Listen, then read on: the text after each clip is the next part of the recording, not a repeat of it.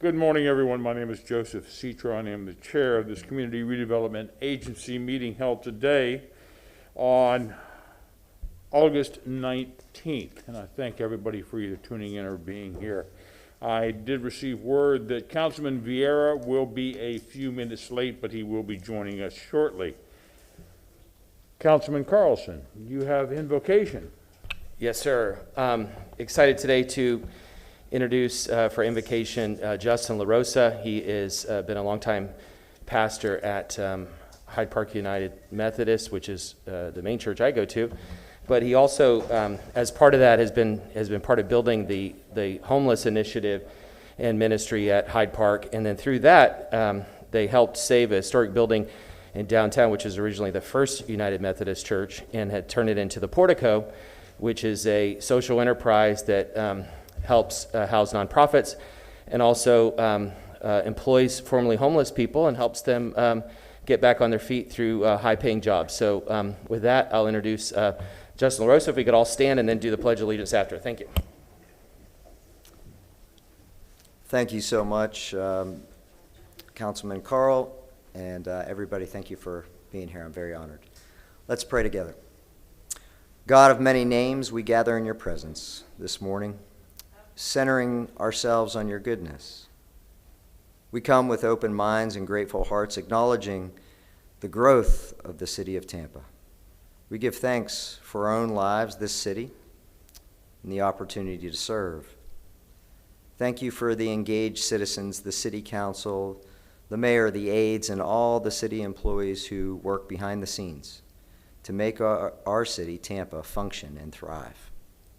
We pray for the downtown residents and workers, including those who don't have a place to lay their head. We pray for citizens who will advocate and invest their time and talent to build a more inclusive, abundant, and diverse city. The Hebrew text implores us to seek the welfare of the city, and it reminds us over and over again to not forget those on the edges. So as we grow as a city, which we are booming, come to our assistance as we deal with the challenges before us: affordable housing, adequate transportation, and all the needs of the city. Be mindful of the people and families who are spending more than half their wages on housing.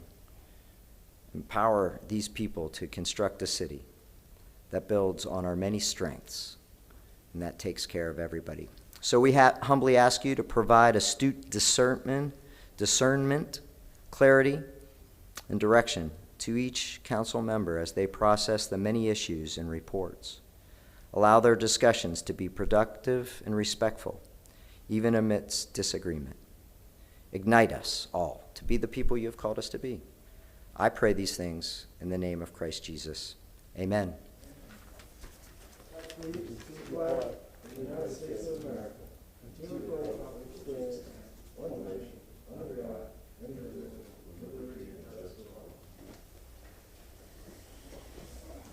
Madam Clerk, roll call, please.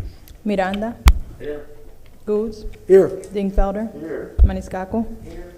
Vieira. Carlson. Here. And Cedro. Here. We have a physical quorum present. I thank you very much. Ms. Van Loan, are you downstairs? Mr. Chair, Yes. just want to acknowledge today is the 12th anniversary of Corporal Michael Roberts' death. Just want to acknowledge that for this body and the Tampa Police Department and our citizens, sir.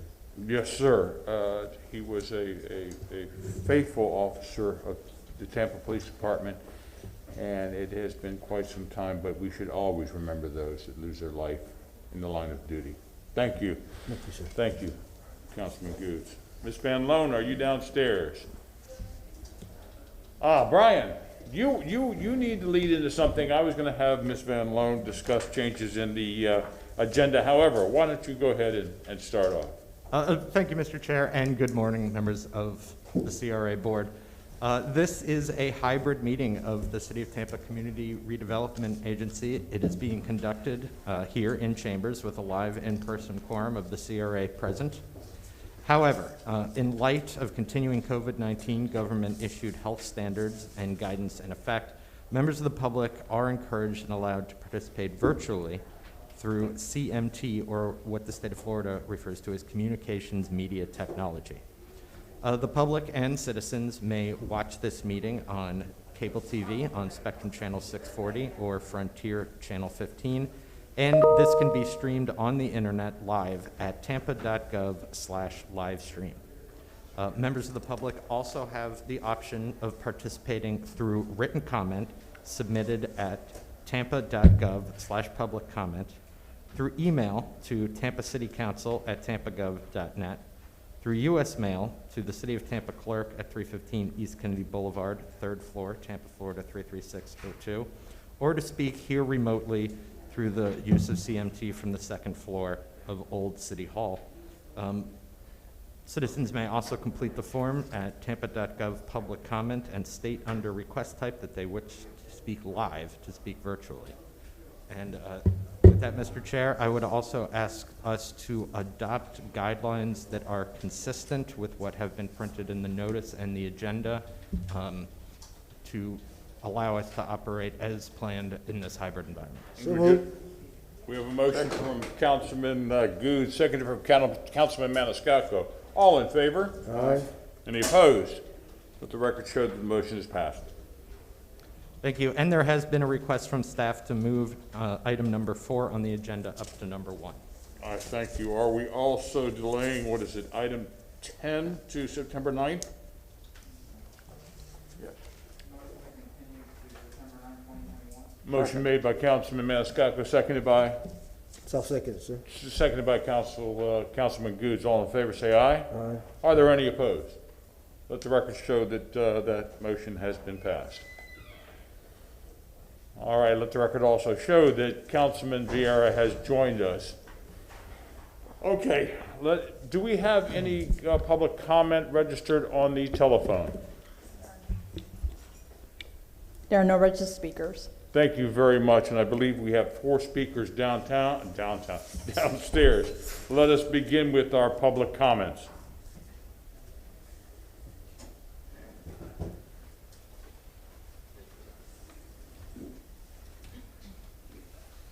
Good morning. Good morning, sir. Can you please state your name? Yes, I'm Mark Farrell, 210 South 12th Street, Channel District. Good morning, Mr. Chairman, members of the council. If you may recall, I appeared at your last CRA meeting, and I notified the council of the serious violations going in at the Challenge Me training facility at 114 South 12th Street. Specifically, no change of use permit was ever applied for. They've been operating for 4 months, and no certificate of occupancy, and they've been operating for 4 months.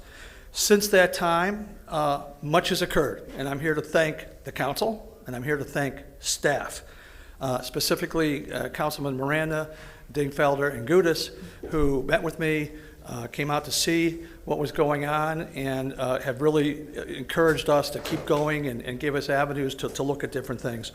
Since that time, 2 notices of violation have been issued to the gym, one from the chief building official and one from code enforcement, with some real teeth in them that if they don't get their permit in just a short period, which they're not going to get because they haven't really even applied at this point, and get a CO, certificate of occupancy, that they're going to shut off their power, they're going to take them to magistrate court, everything they need to do. So we're very satisfied with that.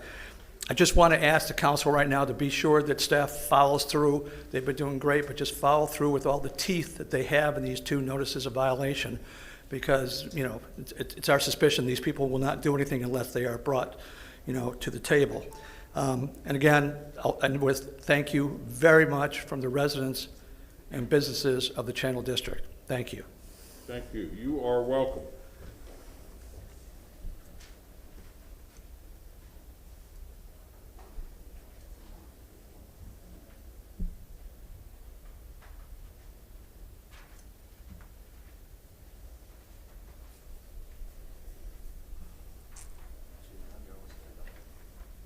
Good morning, my sister. Thank you. How are you? Good morning, sir. Can you please state your name for the record? I'm Dr. Jonathan Sebastian Blount. I'm the founder of the world's largest magazine for black women, Essence Communications, celebrating my 51st year as its founding chair and president. And I address you this morning from Orlando. I came in just for this purpose. And your next mayor, Chairman Goulds, and I had a chance meeting to discuss this. I want this Labor Day to be one of the most special in Tampa's history. I call it Champa because Tampa is a championship city. I came over here because there must be something in the water that makes this city just such a championship stretch. So what we want to do is this. For the past several years, I have advocated for and accelerated a program we call SALT, Service and Love Together, which is a mobile hygiene unit for the homeless. And we have 4 showers, 4 toilets, 4 sinks, and we have a caboose with a change of clothing. We give them haircuts, and we put them on a runway to being housed. And you know, if you're dirty and stinking and smelling, you don't want to go anywhere for help, and nobody really wants you to come. But if you can get people cleaned up, it changes their attitude, and you know, your attitude determines your altitude. So what we will be doing on this Labor Day is we will be dedicating it to law enforcement. 95.5% of law enforcement are great, wonderful, dedicated people. There's 0.5% of what we call the Klan cops who became police officers so that they could take advantage of the disadvantaged.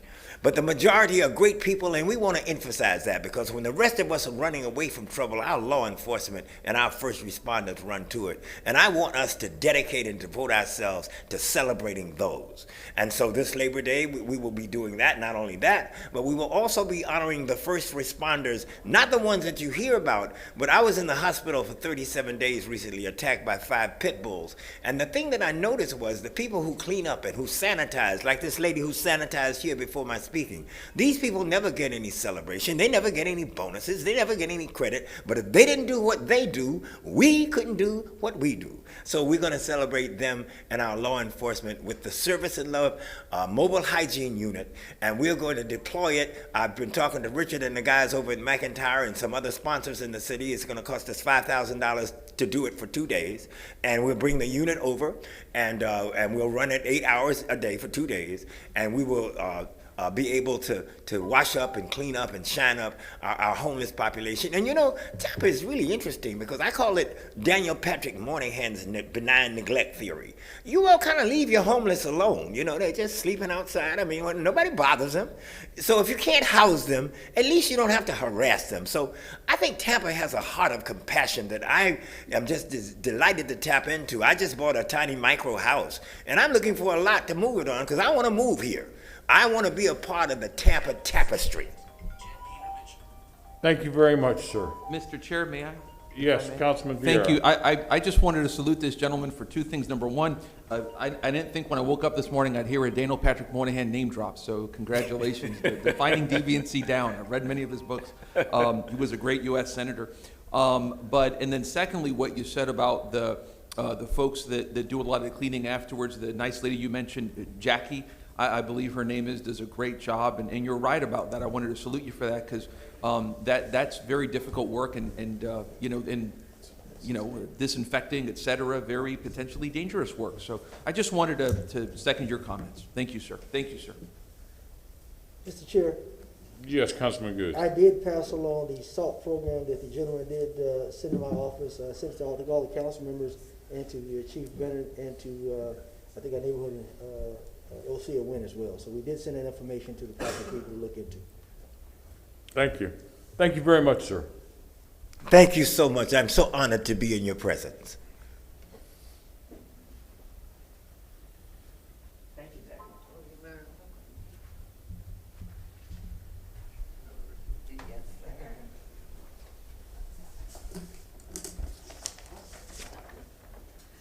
Good morning, Connie Burton. First of all, I just want to say that all things to me is the African community. And on the agenda today, I'm very concerned of, first of all, let's just think that based on the continuance of educating the people in East Tampa, the encouraging people to attend the board, I would like to say that the board has energized the community in ways in which we have a high abundance of candidates that's wanting to serve their community and hopefully for all the right reasons. But the reason I'm here this morning is because, number one, when people are dedicating their times and service to thinking that they're having a part in solving the problem, the community definitely don't want to be undermined in any kind of way.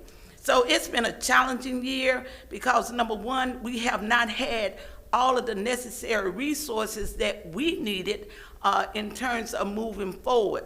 Nonetheless, the board did move for a residential rehab program, and we want this program to move forward, and that we, the residents of East Tampa, don't never want to be excluded from the city's overall budget. We know that money comes into East Tampa.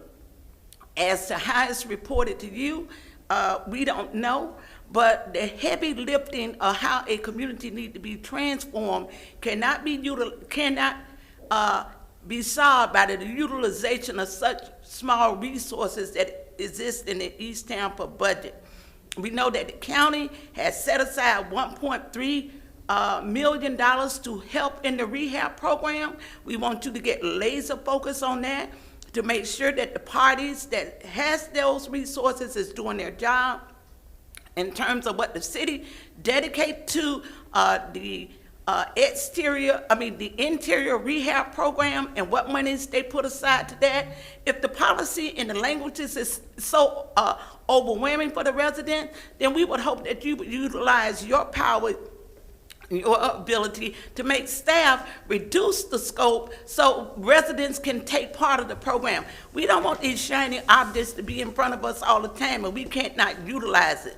So we say let the rehab program move forward the way it is. Secondly, I am opposed to the CRA using money to hire city staff. Although it's not on the on the agenda this morning, I want to say that I am opposed to the CRA money being utilized to hiring a city housing person, whereas the city should bear some responsibility in getting a director over in its housing program and then getting enough staff so it can do what it needs to do. Thank you. Thank you, Ms. Burton.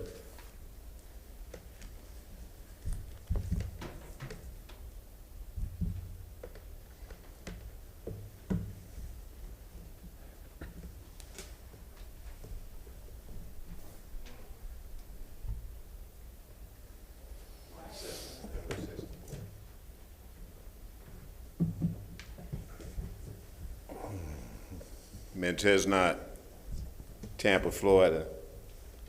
What I'm here to say is that we need leadership that guides the people in a direction that's positive. And since the formation of this city, we haven't had that. And apparently, African people are so much disrespected that we're basically taken for a joke. Our lives are taken for a joke. What I would like to see city government do is, and that's all the city council representatives, there's a great injustice that have been committed against African people in particular, specifically black people in this city with the bicycle stops.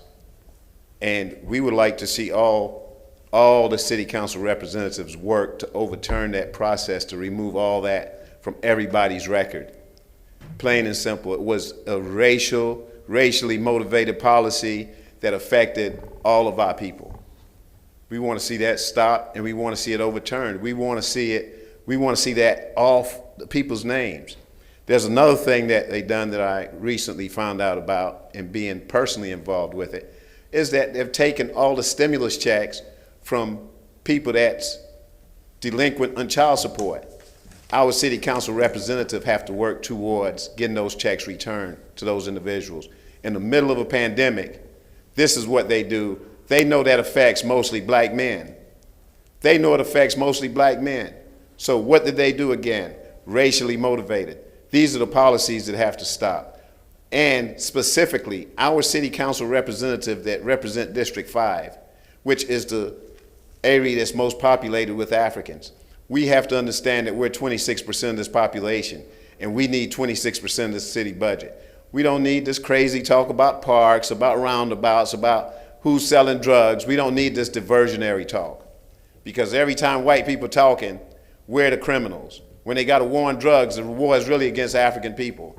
They got a war on poverty, it's really a war against us. They devising new and different ways. They're advancing their ways on how to keep the same oppression. And black people, we're really tired of it. We're really sick and tired of it. We've seen on an international level what just happened in Afghanistan. That people saying, hey, we want rights and we want to be able to control our own destiny. We see it happen. You know, we see what happened when people stand up to white power. And that's what we have to do.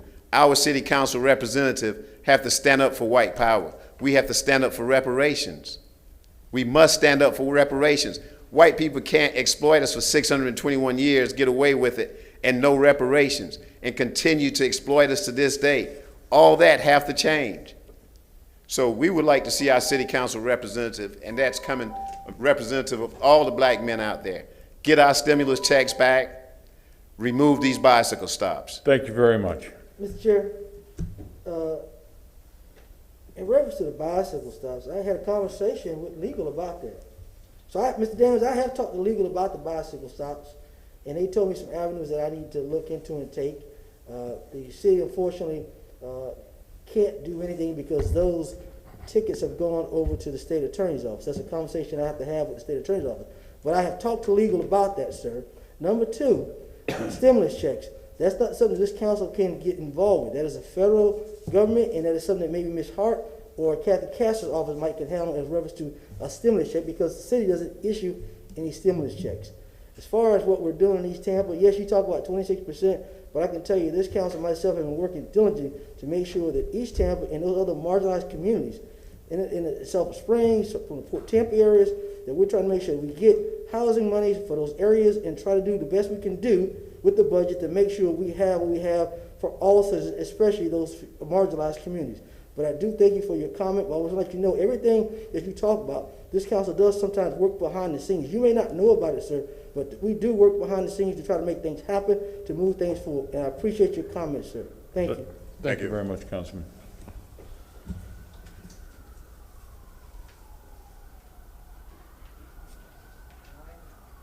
Mr. Chair, there are no other speakers. Thank you very much. Ms. Van Loan, are you downstairs?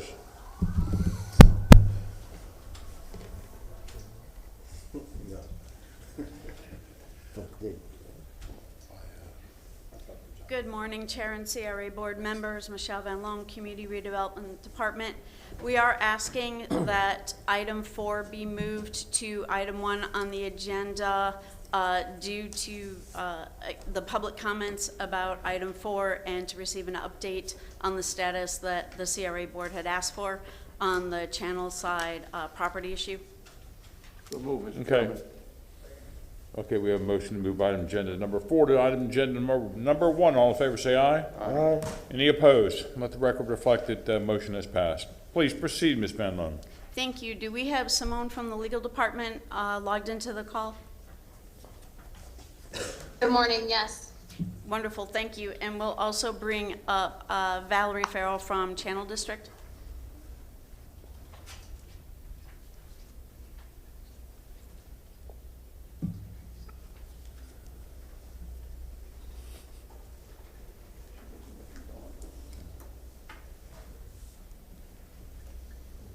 Good morning. Valerie Farrell, Urban Development Manager for Downtown Channel District, Central Park, and Tampa Heights. And we appreciate the council's input and diligence in reaching out to our residents. We have heard at a staff level from several residents in the Channel District regarding the concerns at the location mentioned earlier.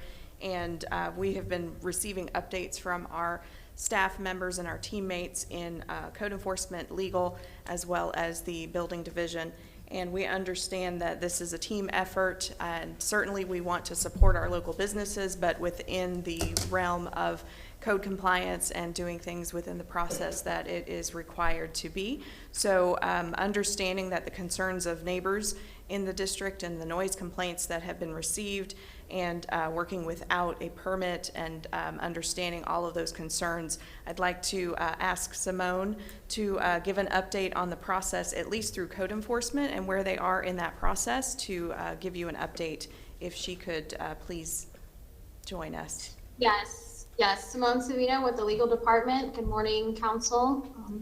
I wanted to just give you guys a quick overview of what's been done through code enforcement. Can you hear me? Yes, ma'am. Okay.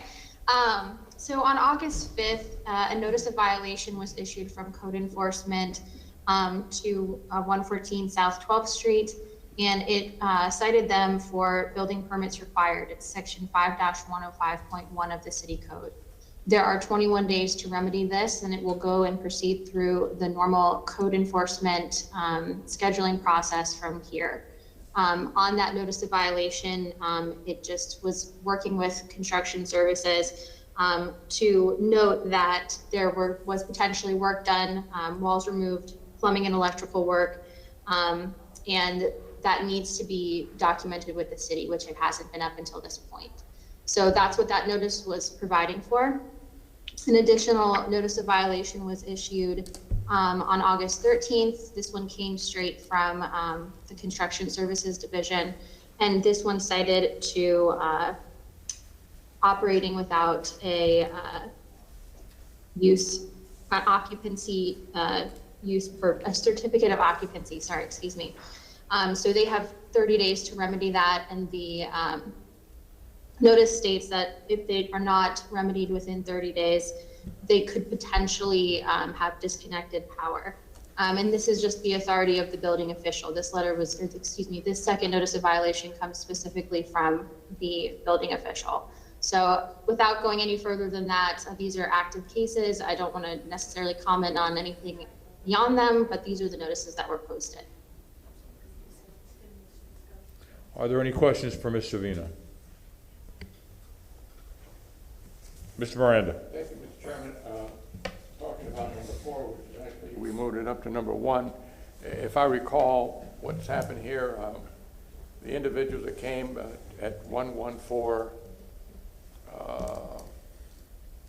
possibly came in on South 12th Street with an A1 office space assignment or zoning or the use of that building. They were cited, so forth and so on, and they changed it to what they call an A4. An A4, it changes the category from office space, which an A1 is, to swimming pool arenas, to spectator sports, where spectators can sit and watch sports like tennis and different other sports. But they never applied for the right one, which is A3, which is specifically for gyms. And here's where, and Simone, you can correct me anytime you like. I don't want to mislead anybody unintentionally. And A1 is what they should have applied for. That was never the case. So therefore, this is the dilemma that we're in. I would assume that they knew what they were doing. Yes, ma'am. I was just going to say, that has been noted by the Construction Services Department, and I believe proper communication has been provided to the applicant to notify them of what's needed for them to be able to pull their proper permits. And tell me about the 30 days, and I'm sorry, because what happens, we have a little delay in the speak. We hear your voice and then your lips move after it's out to us, and the same thing with us, I'm sure. I apologize. No, it's not you, it's the system. So the notice of violation that was issued on August 13th from the Construction Services Department, that one is the one that's noted for need for a certificate of occupancy. And if within 30 days of that notice, so August 13th is when it was posted and mailed, the building official may order the disconnection of power in addition to pursuing other legal remedies. This comes from section 5-110 of the building code for the city of Tampa. Councilman Miranda, are your questions asked? Well, part of that, I hold to someone else. Okay, are there any other questions? Then I have with Mr. Vino. So the public should rest assured that there will be no activity in that building as far as business goes until this CO is issued? Or is it repair of electricity and plumbing also? They have to comply with what's stated in the posted notices. So they need to be they need to be applying for their building permits as far as a backlog of all of any work that was done on the interior. And they also have to, as a side effect of that, they need to be applying for their certificate of occupancy and use, which will come along with the building permit. But like I said, I don't really want to comment too much further. These are active and open violations. Once we post the notice, it's up to them to start remedying. All right, I thank you. Councilman Miranda. Thank you, Mr. Chairman. And one other thing, I believe that I'm sure will be brought up when the investigation or the inspection of the current problem at 114 South 12th is adhered to by those that are going to inspect. But there's also was some form of information that we received that it was made like they own either 6 inches or 6 foot on the east side of the building where the big doors are at. And it's my understanding that they may own 6 inches or 6 feet, but they don't own the ponderance of the land that's back there that's under ownership of the Port Authority, I believe, or maybe even the city of Tampa. They have no right to go ingress in and out of that area. That's what I've been told. Councilman, we are aware of that, and I believe the prospective staff from the city will have to be looking into it, and will be looking into that. Well, thank you very much. Appreciate it. Again, last time, any questions? Mr. Vino, thank you very much. Thank you. Thank you very much.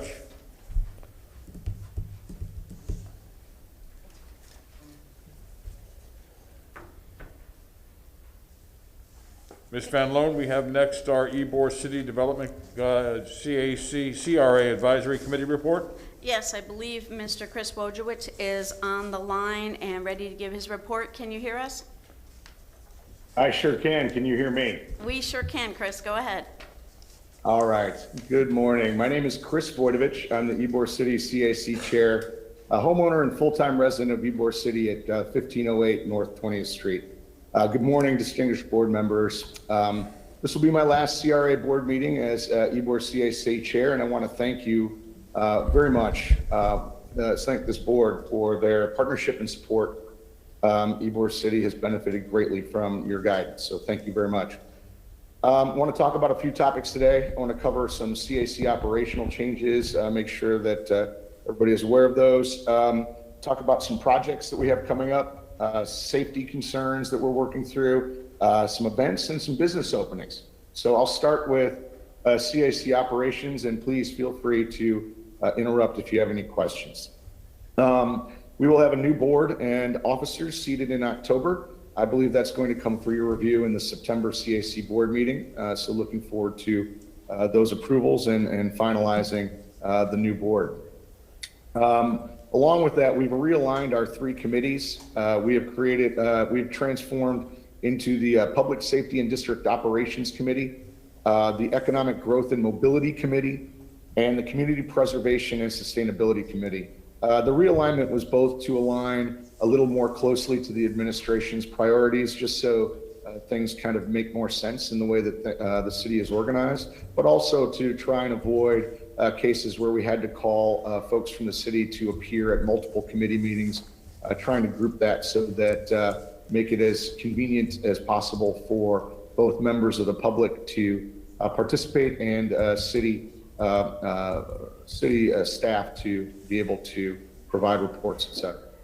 So that'll go into effect in October, and we're looking forward to those changes. That's it for CAC operations. In terms of projects, pending VLC approval, we will begin work on those iconic 7th Avenue archway lights this fall. So I'm sure that some of you know that those archway lights that are up in 7th Avenue today are traditional old style bulbs that burn out frequently. Usually we only have 3 or 4 working bulbs to an arch. And they were designed to be temporary, not permanent. They don't meet hurricane standards, et cetera. The new archway lights that are going up are going to be much safer. But I think more importantly, these new archway lights are going to be tied to the East Ybor Streetscape Improvements and Monument Project, which is going to establish the streetscape treatments that exist along 7th Avenue up to 22nd Street, all the way into 26th Street in East Ybor, along with extending the archway lights that distance as well, which gives a great opportunity for new economic development in East Ybor, which I think we're all very excited about. So looking forward to the BLC approval on that project and moving forward in the fall.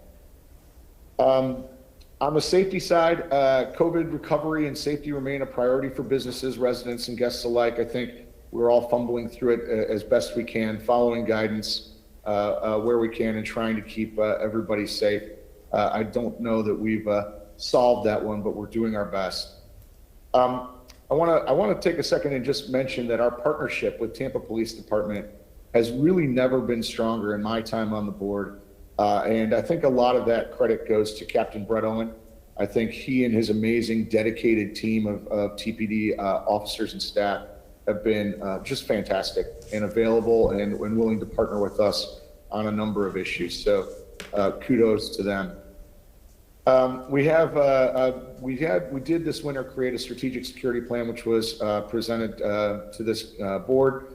And we've been using that to guide our FY22 budgetary assignments for safety. And I think that we're making a good use of the dollars that we're spending there to improve and in partnership with TPD, the great strides that have already been made. So tremendous progress, and we expect more in FY22. Also, the venue operators and TPD have been partnering to standardize security practices and the way guests are notified around the district of expected behavior, appearance, et cetera, to increase the safety and allow for better communication and standardization across those venues in TPD, which I think is a great stride forward. And then we're also working with the City of Tampa Parking Authority on some parking issues. There's untangling some concerns of businesses in the district along with workers in the district and residents. So those issues are ongoing, but in progress. So appreciate the partnership there as well. So I'll move on to events. I want to make sure that everybody is aware of what's happening in the great heart of Tampa, historic Ybor City. So we're starting the Heart of Ybor art contest on August 24th. So watch for that release. We'll definitely want to see as much participation as possible. Big event this Sunday, Tie the Knot Ybor. There's 6 events in the historic, or 6 venues in the historic district with shuttle service between to allow prospective folks who are looking to get married in the near future. Check out the venues, check out some food, some drinks, talk to the organizers at each of those venues. So a great chance for people to experience a potential place to have a wedding and possibly win a honeymoon. So fantastic event this Sunday. Looking forward to that. For the fall, we've got a few things coming up. We have the Taste of Latino on October 22nd. Celebrate, these are all scheduled events. So assuming that everything goes well, these events will go forward. Taste of Latino on October 22nd. Celebrate Sinatra on November 6th. The Cigar Heritage Festival on December 5th. And then, of course, our great Halloween season with the Little Monsters Pumpkin Patch, where the children get the free pumpkins and get to decorate and trick or treat at the businesses on 7th Avenue. It's just a fantastic event. It's one of my favorites every year. Highly encourage everybody to attend. And the Big Monsters Bed Race, followed by the car show the following Sunday. And then for the holidays, we have the tree lighting on November 17th, Jingle Bell Bazaar on December 12th, holiday decorations from November 17th through December 6th. And then our ongoing events, the Ybor Saturday Market and HCC Visual and Performing Arts Series, all fall and into the winter. So really exciting stuff happening in the district. Please do come out and experience it. Last thing I'll cover really quickly, business openings. Daddy-O's Patio, Foundation Coffee, the Gimmick Art Studio, and Bulge Apparel have all opened in the last month or two. So welcome to all those new businesses in Ybor City's historic district. And with that, Council, CRA Board, I'll turn it over to you for any questions or comments.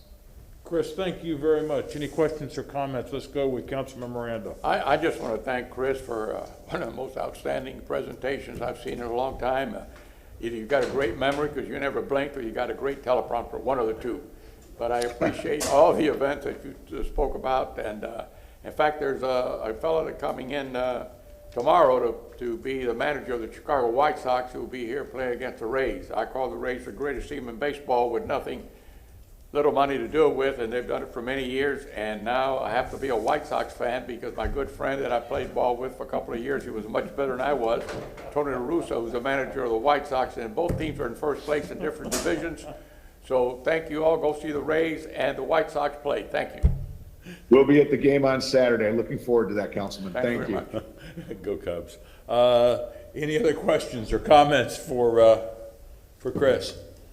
Hearing none. Chris, thank you very much. You know, you and I served on the YCDC at the same time, and I've got to pass on your comments about Captain Owens, a wonderful man. And when I first started, the now Chief Delgado was our go-to officer down in Ybor City.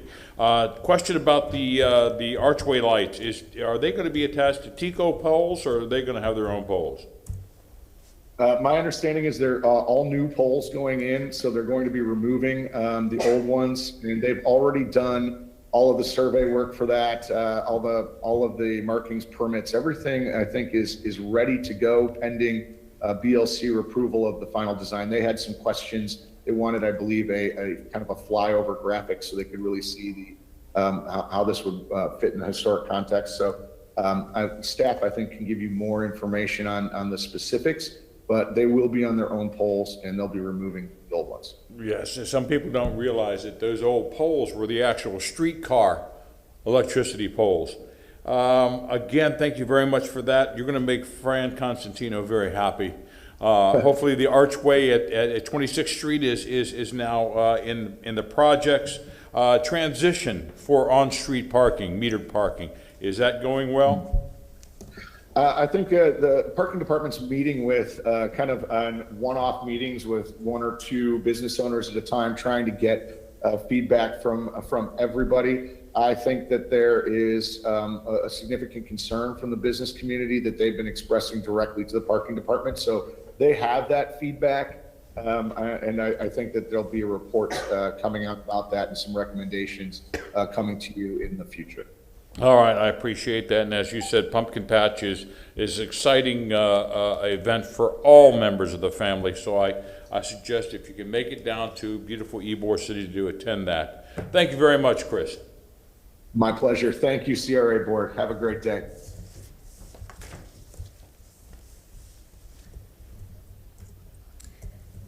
For item number 2, we have the Cross Bay Ferry.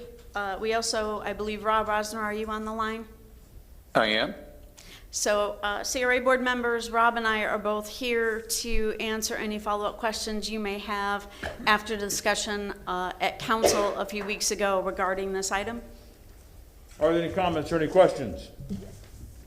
Councilman Digfelder. Thank you, Mr. Chairman. Yeah, Rob, you sent a follow-up memo in regard, just clarifying the funding and the city's funding as opposed to the CRA funding. You might want to speak to that briefly. And then my other question is in regard to those future years, I think it was 2, 3, and 4. Is there any flexibility down the road in terms of, you know, the CRA's contribution versus the city's contribution, or is the CRA is the intent for the CRA to be locked into that? And that might be a question for Michelle as well. Thank you. Okay, that was an excellent question. Thank you for asking that. The discussion about this being a 4-year agreement, we have put in the agreement that it can be canceled at the end of every year, depending on funding. If we decide that the program is not beneficial anymore, we have that option. Can we share my screen? I have just a slide that I can help with. But specifically on the 4-year issue, Rob, my question was I'm not saying we would stay in the agreement or get out of the agreement, because I understand we have an out clause as a city to get out every year. But my question is there any flexibility in terms of the sharing of who pays what, the CRA versus the city? Is that going to be an annual discussion and an annual decision, or is that a firm commitment today? It's a firm commitment today. The mobility department had offered $50,000 for each of the 4 years through the scooter right-of-way fees, which is what we were describing in that email before. The initial year is for $125,000 from the downtown CRA, and then it ramps up per the schedule in the agreement. So yes, but you have the option of each year of saying you don't want to do it anymore. So it's also contingent upon available funding. I guess I might feel a little more comfortable with an annual discussion. What if scooters go crazy and all of a sudden they're earning a huge amount of money and Vic can't wait to give it away, and so maybe we'd have a little more flexibility in future years for who contributes what. But generally I'm in favor of the ferry at this point. I think it's a good concept, and that was my only question. Thank you. Happy to have that conversation each year. Again, right now, with what we know in front of us, the $50,000 is firm. But again, if you're right, if the scooters really take off and some other funding becomes available and that becomes a discussion point, then obviously we want to have that conversation at that time. Councilman Miranda. Thanks, Mr. Chairman. I always trust everything that I hear from the funding sources for this ferry, but I try to verify everything for the funding. And as I look at this now, it's $50,000 from the mobility department for, I guess, 4 years. And at the bottom, you got the CRA, which is in excellence. It's another name for city funds that are diverted in a different area, because that money generated, and because of the CRA, goes to the CRA to stay after a certain amount of money is collected. Anything above that stays in that district, which in essence is city funds, in one way or the other, painted with a different color. So I've never supported the ferry. Not that I don't want to, but I can't verify all the facts that I get. When I so happened that I went to see Florida State Seminoles and the team from Boston College play in 2012. And guess where I stayed at? Salem, Massachusetts. Guess what's in Salem, Massachusetts? The same ferry. And the Witches, you're right. So I went there to maybe date one of them. And what I'm trying to say is that these things happen, and there's only 4 newspapers up there, and I forget the name of them, but if the media wants to verify, or anyone wants to verify, go up in your computer, look up Salem, Massachusetts, look up this ferry. The city or the government, I forget which one, the county, was subsidizing this ferry for $700,000 a year. And if I remember the fees up there for this ferry, it was $40 if you're Johnny-come-lately tourist that wants to spend some time like I did up there, 5 or 6 days. And I didn't take the ferry, I took the train from Salem to Boston because I was in a real tight schedule. Or you pay $40 if you were a visitor or someone up there in a convention or somebody spending some time with your neighbors and you wanted to go out and your family and you want to go visit the ferry. You pay $19 if you're a relative of the county. And again, I'm asking you to verify everything that I say because I'm going back to 2012 and I have no evidence of it in front of me. I did have a newspaper article, which I don't know where I put it at. And you paid $17 round trip if you were a member or resident of Salem. Here we have a $10 trip, round trip. So what it's telling me that the verification, if I was to do an annual study of this, the people that are using the ferry are not taking many people off the roads. This is a weekend or a night deal or early morning deal with your family or tourists that you want to take a trip to St. Pete and come back whenever you want at some specific time that they follow through on their services. I'm not against you doing that, but that money could be used for something else. Could be used for affordable housing, could be used for other things we need in park and recreation. It could be used for a multitude of things that we don't have. And sooner or later, and when you multiply 25, 125, and 50, guess what it adds up to? 175 a year. And when you multiply that by 4, it averages $700,000, the same amount of ferry money that was given in Salem, Massachusetts. This is 4 years, that one was 1 year. So I'm just saying these are the reasons I don't do it. There's no verification that you say there's so many people who rode the ferry, and 95% or 80% or 50% were the ones that were going using the Howard Franklin or the Gandy Bridge to get to and back St. Pete. I don't see that. Therefore, I cannot support it. Thank you. Any other comments or questions? Councilman Vieira. Yes, thank you very much. And, you know, this is, the ferry is an issue that, you know, been dealing with for a number of years now, et cetera. I share a lot of the concerns. I do distinguish, though, between CRA money, and I sympathize a lot with Councilmember Miranda's comments, and direct city funds. Just given the way the system is set up, direct CRA dollars are, you've got a CRA board, you've got the CAC, et cetera, that has made its opinions known on this. I try to give them some reasonable deference, if you will, in that regard. I think they're entitled to that. But, you know, having this come out of general funds, even if it's just $50,000 a year, does cause me some heartburn, but I don't think it's worth at this time striking down. The 4-year nature of the program does bother me, and I do have a lot of sympathy with Councilman Dingfelder's words on having this come up for a scheduled review every year where we have to look at it and analyze it because we have the option to get out of it. And so, you know, further developments on it, including independence of the ferry outside of public dollars, et cetera, may become relevant. Use of the ferry. I know Councilman Dingfelder made a motion that I was glad to support to have staff advise us on use of the ferry. Who's using the ferry and who is the ferry being advertised to? You know, something that's very, very important. Are all parts of our city being availed of advertisement, potential use, in effect, of this ferry?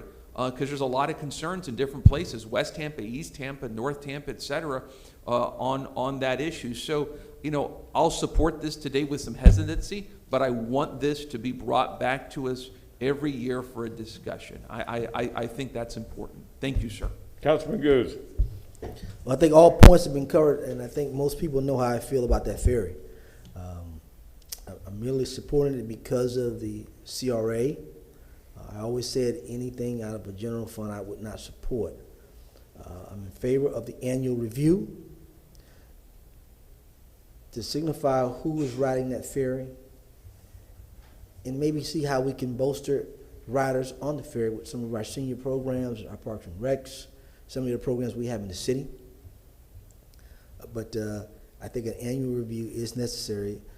But to talk about possibly one day taking general fund money for entertainment, to me, this is what this is. It's an entertainment venture.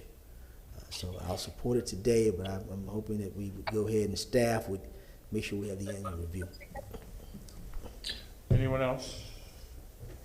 I will close out by saying this. I will support it this one time, but for every action there is an equal and opposite reaction. Something as simple as the downtowner that we no longer have. It's confusing to me on how we are going to actually ask people that do not live downtown to take this ferry over to St. Pete when they have to get in their car, drive downtown, walk blocks from a parking space to the convention center to get on this ferry, and then use it to go over to St. Pete. So I will support it this time around, but when it comes up, hopefully for the annual review, I will have to make my other decisions then. Again, any other comments or questions? Thank you, Rob.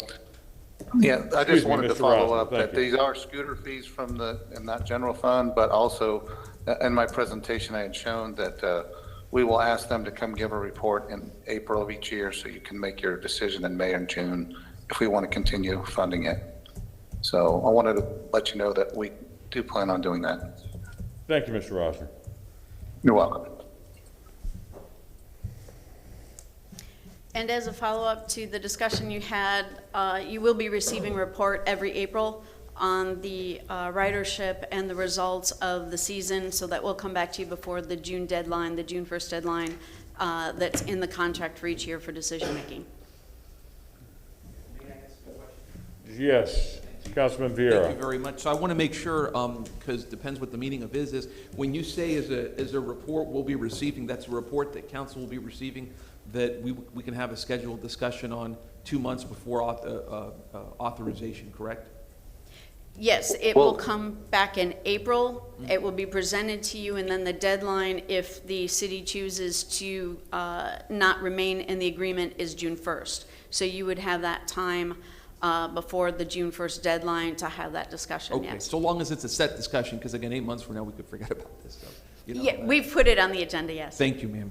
Thank you. Councilman Goode. Ms. Vallone, since it is CRA dollars, let's make sure we get with the Parks and Rec Director in reference to that, since it is our funds, to make sure they can come up with some programs where to help those seniors, because I've been calls about that. They've been watching and talking about this ferry. So I want to make sure that if there are dollars, that Parks and Rec maybe have some programming that can go along with this, with the ridership.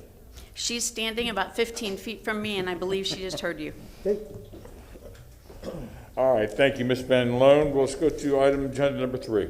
Yes, I'm going to bring up Jesus Nino, the CRA manager for Drew Park, to address the motion that we're responding to for item number 3.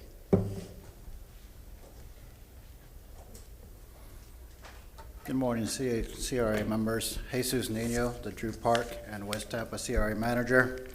At the request that you had to take for Entertainment District to the CAC, was taken to the CAC at the last meeting this month. I just do want to make it clear is that the CAC did review it very closely. In addition, staff took it to the planning division to discuss it with them.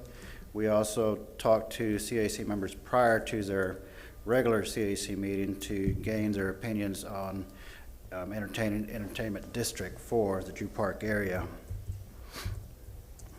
At their last meeting, the CAC did unanimously vote to not have an entertainment district for the Drew Park area at this time and for the near future as well. The CAC also voted to concentrate on the recently approved strategic action plan that was approved by the CRA on April 8th of this year. Basically, the CAC wants to concentrate on improving the current assets in Drew Park, their businesses, their light industrial nature, and just to kind of promote themselves as a business-friendly and commerce-friendly area for the city and for the region. So with that, staff is open for questions. Any questions? Councilman Miranda. Just a comment, Mr. Chairman, I want to thank the CAC of Drew Park for making the right choice. Although I seconded the motion, I'm sure that the maker and myself and all the other council members who voted for that wanted to see how they felt. And we got a great report from you this morning, sir. And let me tell you why I think they made a good choice. There's 2 or 3 areas that are considered entertainment districts, or whatever you want to, however you want to put the word, possibility, the entertainment district in Drew Park. And those are the only 2 and 3 areas that I get complaints from noise and abuse of drinking and stuff of that nature. So I want to thank you and the CAC for making the right choice. Thank you very much. Councilman Carlson.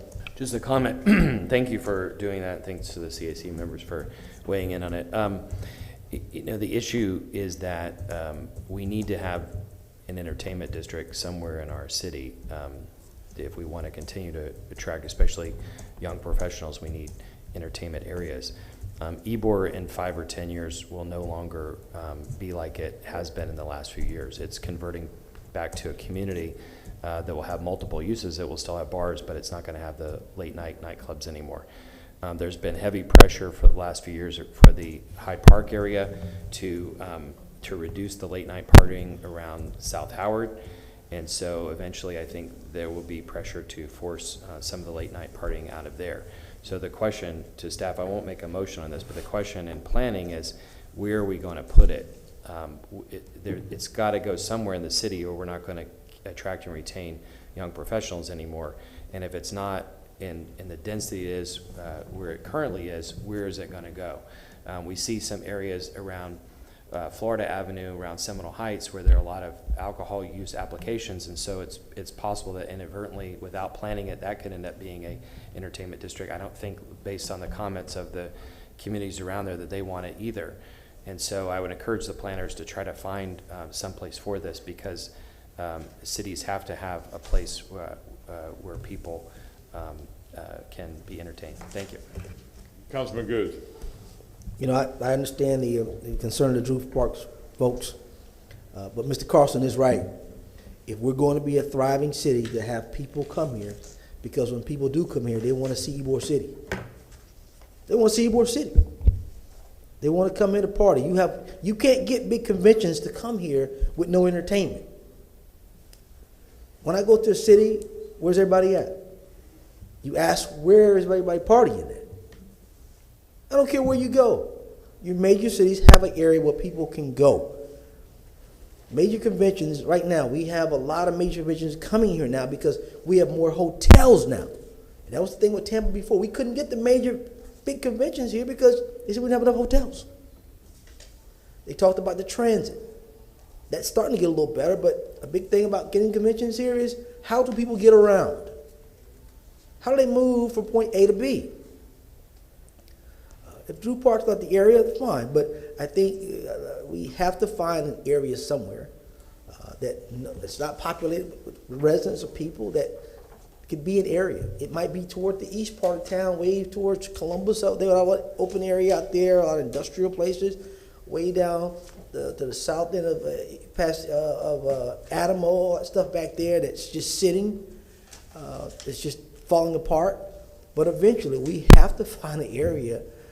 If Ybor doesn't want to be that anymore, so it's got to be someplace, because I can tell you right now, people won't come here if they can't find a place to enjoy themselves and be a part of the crowd. So that's just my thoughts. But Mr. Carlson, you're right. You have to have a place for people to go. Councilman Miranda. Thank you very much.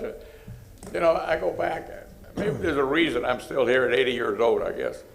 Because I go back and when I hear about Ybor City, and this Ybor City was a neighborhood with all the entertainment center you ever wanted in your life. And they were always. They invented two things that we use now, and called Medicare and the lottery. The problem is that when we had it, it was called Mutual Aid Society, where $2 a month would give you from cradle to grave.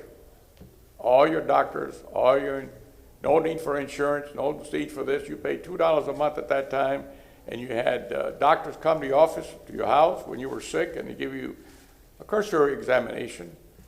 You went to the hospital when you needed to see the doctor for any type of x-rays or any type of blood work, and you had surgery at the hospital with very competent doctors at that time, and you also had 5 or 6 outstanding buildings that are still there, most of them, that had what? The entertainment area, that had what? Cultural assets that were given by plays. Most of them were in Spanish. You had the Ritz Theater, you had the theater on Broadway, and you had the theater where the Centro Asturiano was at now, the Centro Español building, which was the casino theater. And I've been there so many times when I was a kid, that I was speaking just like the Mexicans. Nothing wrong with that. The language and the Spanish language is the same, but the accent was different. Libertad Lamarque, Pedro Infante, Tito Guizar. I remember all those names because that's all I saw growing up in the theater. My grandmother didn't speak English. I would walk to the theater, and here I would sit there and watch the movies with my mother. So it's a great thing we had all that. What we call entertainment today, and I'm glad it brought it up, because if you look at the police reports, and you're going to feel what entertainment is. Entertainment is running away from the cops, being drunk. I can tell you right now in Ybor City, I'm not going to go there because I don't want to ruin Ybor City. And I'm not going to go to the South Howard because I don't want to ruin the South Howard. And I'm not going to go to Seminole Heights because I told some of the good people, watch out what you ask you for, you're liable to get it. And I'm saying the same thing, and I just said it to the people in Drew Park. And if the people come here just to get drunk, we have a lot of things here that they come for. And it's not about sports. It's about being in Tampa, the city that we've made it to be from the year it was instituted to now, over 100 years. To see the Strand Theater, to see the Tampa Theater, to go look at the aquarium, to go look at the Zoo Tampa, to go do different things that we have that they may or may not have in their area, to go to the beaches. You tell me who goes to the beaches in January, February, November, unless you want to get cold and you want to get frozen and you want to go straight to the hospital. You come to Florida. It's not just Tampa. Florida has more visitors in 6 months than they have population in the whole state of Florida. We have about 22 million people living here. So just think about that. Do they come to go to the theaters? Listen, the districts are full, whether we have tourists or not, from our own young crowd. And I have nothing against them. But be respectful to the police officers, because I don't want you to have a ticket of some sort later on in life, say, oh, you ruined my career. I didn't ruin your career. You ruined your own career. Thank you very much. Mr. Miranda, I know you're an old Ybor City young man. Do you remember a doctor by the name of Dr. Pardo used to be down there? Yeah. It was my doctor, man. It's like, it's a long time ago, but Dr. Pardo. My dentist was Dr. Smith right there on 22nd and Columbus Drive. Any other comments or questions? Councilman Miranda, thank you very much. Now I'm going to go into where I knew Ybor City. Back when the tumbleweeds were blowing down 7th Avenue. When there was nothing happening down in Ybor City. When the only things you had was the guava stumble. When you had the tropical heat wave. When you had events at the Italian Club. And then all of a sudden, a few things came in. Three Birds Bookstore. La France. And then things started happening. And the entertainment came back to Ybor City. And then somewhere it just went off the cliff. And bar after bar after bar after bar after bar. And that's when Ybor City got a little tough. Yes, I do believe we need an entertainment district. But when you look back, I'm hoping an entertainment district will be the Malios. There will be the Blue Martini. There will be those type of establishments where you get dressed up, you go out, and you see entertainment instead of falling down drunk in the street. That's my opinion. I'm sticking with it. If there's nothing further, thank you very much, sir. Thank you very much for your report. As I mentioned earlier, we do have Ms. Hills here to update you all on the Kid Mason status of the renovation project. Ms. Bellon? Ms. Bellon?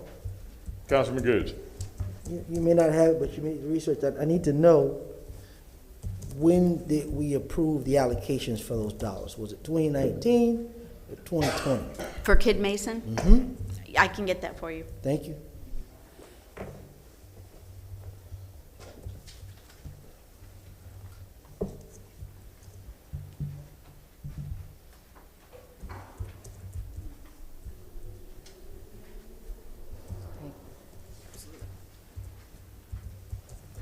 Good morning, Ms. Hills. Good morning, Board. Sharisha Hills, Director of Parks and Recreation. Also have with me Brad Suter. Good morning, Brad. Good morning. All right, Brad Suter is our Superintendent of Planning, Design, and Natural Resources. I did hand out a quick sheet this morning that just goes through the timelines of the recent highlights to our current status. So I'll start with our current status, which is, as of this week, we will have an updated 90% construction drawings. Next week, we have a meeting scheduled between CAD, Parks and Rec and Facilities, to go through the architectural engineer and review the package prior to the building permit submission. I won't read every single line for line, but basically what we're looking at is construction starting, or excuse me, the CAD bid process and starting later this year in November with the 6-month window, construction starting next May. So having our youth programs and after school go through this entire school year, and then starting construction toward the end of the school year, and that site being down for a year with the tentative completion of May of 2023. Questions, Councilman Goods? Plenty of them. People have already been asking about this project and the construction downtime. What is the plan for those kids, or where we're going to house those kids at? So during that year off, as of right now, we will reschedule all those youth to the surrounding community centers. So they'll automatically transition to Loretta Ingram's, the MLK centers, the Ray Parks, Kate Jackson's, any center that's around there, we will automatically transition them over. But that particular park is in walking distance. Excuse me? That particular park is in walking distance. Is it not, Kid Mason? It is not. Most of the kids that actually attend that program are dropped off. They come from Rampello. or they're dropped off. We actually don't have too many kids that come from Encore. Hopefully with the renovation of this center, we can attract more of those kids, but a lot of our kids come from Rampello where their parents are working downtown, so they actually get transported from Rampello to Kid Mason. The reason I said it because a lot of the Encore parents are now are calling, asking about that because the new buildings that are going up and more kids can move in there. That's why I say that. But what I'm most disappointed in this project is that, that's why I asked Ms. Van Loan when we allocated these dollars, because I'm looking at this time frame. Completed construction by 2023, and I know we allocated that money. I know, in my mind, in 2019. And I'm looking at the downtime all this time, and I'll give you the COVID period, because COVID probably helped a little bit. But I keep seeing, every time I ask about this project, 90%, 90%, 90%. Well, hell, how many times are you going to say 90%? I mean, this project has taken a long time to get off the ground. And I just don't understand what's taking so long. I don't know if there's some other issue that staff is not telling you at this particular point. You need to tell us offline what's going on. I don't have an issue with that. But I think there's something else missing here for a project to have been allocated funds since 2019, and you telling me 2023 a completed project. I have an issue with that. We got some other city projects that have being bidded and having more time getting spent to do, and those projects seem that we are going to get done before this project here. I mean, I've got some concerns on what's really taking so long. I don't just see why this should take to 2023 for that small building over there. And unless something that we need to talk about offline, I don't have a problem with, but this is a long time for this project, folks. So I'm hoping that somehow we can look at a speedier timeline, but if there's something else going on, I like to know. We need to do it offline, that's fine. But that is a long time to tell me May 5th, 2023 for a completed project, for that project over there. Understood. I know on our end, we've been very meticulous on the drawings, designs when we get back and returning them back to the architect. So on the Parks and Rec end, we've been very meticulous to make sure that this project is done properly. Everything is up to the order it should be and up to spec how it should be. But I will get with our Let's team. have a sidebar meeting about this project. I'd like Yes, to sir. have a few more questions offline about this project with Absolutely. you and Brad. Okay. Okay? Understood. Thank you. Councilman Vieira. Thank you very much, sir. And I appreciate y'all's hard work, et cetera. It goes without saying. I wanted to also confirm, and I know we've spoken with Brad before on this, that the status of the potential computer room in there for Mike Phillips, how's that going? If you can comment on that. Yes, good morning, Brad Suter, Parks and Recreation. Councilman Vieira, yes, that is still on the books to do. Right now we are completing the DDR and the 90% drawings as Councilman Goods was referring to. We will next focus on the interior and working with the family to make sure they're comfortable with our direction of how that computer lab area is going to look and how it's going to be presented to the kids that utilize it. Thank you so much, and I just appreciate y'all's hard work in that regard. For members of the public who are watching and may not know, Mike Phillips was the gentleman who died probably about a year and 4 months ago, 5 months ago or so, who was the the late son of Karen Clay, who's a wonderful disability activist and just a very dear close friend of mine. And we're working on ways in which to honor Mike Phillips, who is such just a tremendous voice. And I say that voice because in his, for many years he couldn't speak, but he spoke with his courage and with his strength and with his determination and with his values, and he spoke through his mom. But we're working on that, as well as having an honorary street renaming after Mike Phillips. So I just, again, I wanted to thank you guys for that, because I've spoken to you about it, Brad, and I know that you have just great compassion, and I appreciate it. Thank you. Councilman Goods. Director Hills, again, of course, we appreciate the work your office is doing, but is the majority of this work, is it in-house or is it outsourced? I'll let Brad answer that. He's been working on it longer. It's both. We have a consultant that is new to the city work and city processes. She and her team, we have close coordination with them, along with contract administration and urban design. It's complicated a little bit because, you know, you're seeing 90% drawings and you're commenting on that. There's also the DDR, which is the site plan review process, and there's specific requirements in downtown, which have required things that have caused some slippage in the schedule. Absolutely. The archaeology survey required a desktop review, which then transitioned into a deeper ground penetrating radar of the entire area due to proximity to the cemetery. Fortunately, that turned up negative as far as unknown grave sites, but that's one of the loops that we've had to kind of work through. And there's been several. There's been the sidewalk requirements, the streetscaping requirements, and we were really looking to improve the center, and we're also improving the site as well.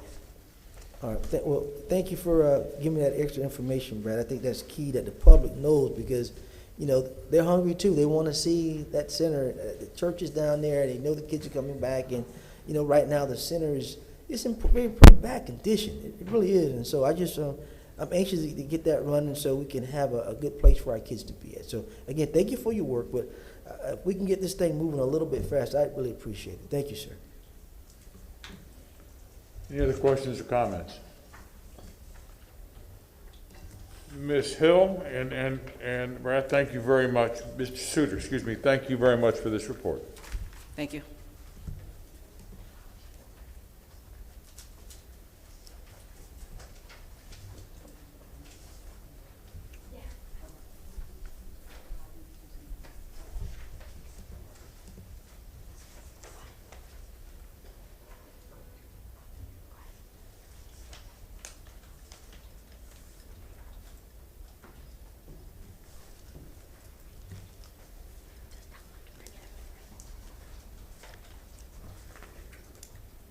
Good morning. Good morning. Go ahead. Please proceed. We are moving on to staff monthly reports. I'm Valerie Farrell again, Downtown Channel District, Tampa Heights Riverfront, and Central Park CRA Manager.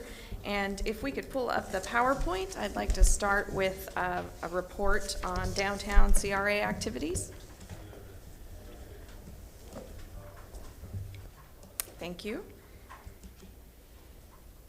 And in downtown CRA, our CAC has certainly been busy with multiple reviews of cultural asset requests.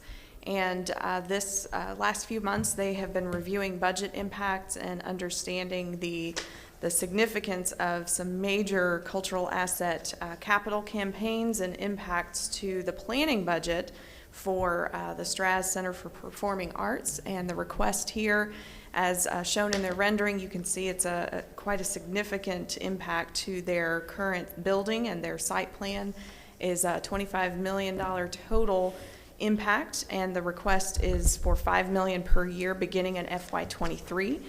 And of course, we can't forget that right across the street we have the Tampa Museum of Art. They're looking at a capital campaign. Theirs is focused in on the public realm outside of their building and connecting the Riverwalk. That request is about 12.5 million. I apologize, the fiscal year didn't get included on the slide, but they're looking at that in fiscal year 24. And of course, our own Tampa Convention Center, that is coming to you all, I believe, in the near future. Yes, I have the date there. Tampa Convention Center is looking for 16 million CRA support. It will be an 8-year loan between FY24 and FY31. That'll be 16 million plus interest, but the total loan will be 32 million costs through the loan, and that is seeking a county match through the tourist development taxes. And I believe that they heard that initial presentation through our Director of Economic Opportunity, Rob Rosner, presented that on August 12th. You will see it as council on August 26th. That's the contract for construction. And then on September 1st, the Board of County Commissioners will confirm the tourist development taxes funding to match that construction loan. So a lot of activity, a lot of big financial decisions that were seen and heard by our CAC this month. And of course, they will be coming to you in the near future as well. Okay. I'm sorry to interrupt you, please. I don't like doing that, but do you have any idea of how much that the county is planning on giving to this also. On which project? I believe it's on the Strauss Center. I'm sorry, let me defer to No, our director. you don't have to answer. I just thought you might know off the top of your head. Thank you, though. Please continue. 2 million is the answer I just got from Director Van Loan. Thank you. Next slide is 2 Parks and Rec projects. We're working with our team. You just heard the update on Kid Mason Community Center. And of course, we're very pleased with our partnership with Parks and Rec. These are very complex projects, and they do require extensive review, design development, and architectural components. So I won't go into what Kid Mason requires, but those are the 2 renderings on the right, and that is what you will see as that project gets underway. But I will talk about the Hermann Massey Park update. You did hear a public comment from Ms. Mulka Isaac last month, so I wanted to just elaborate that I gave this update to her, and I'll also share with you that we did have a kickoff meeting with the project internally, and that's with the Parks and Rec team, our contract administration, and CRA staff, just to discuss what the initial steps will be. And we want to ensure that with the new consultant, there's a broad public engagement process that's in person and online to ensure that we gather all of those public comments and moving towards a redesign that ensures everyone's input is gathered. So those concept plans for initial public review are under development.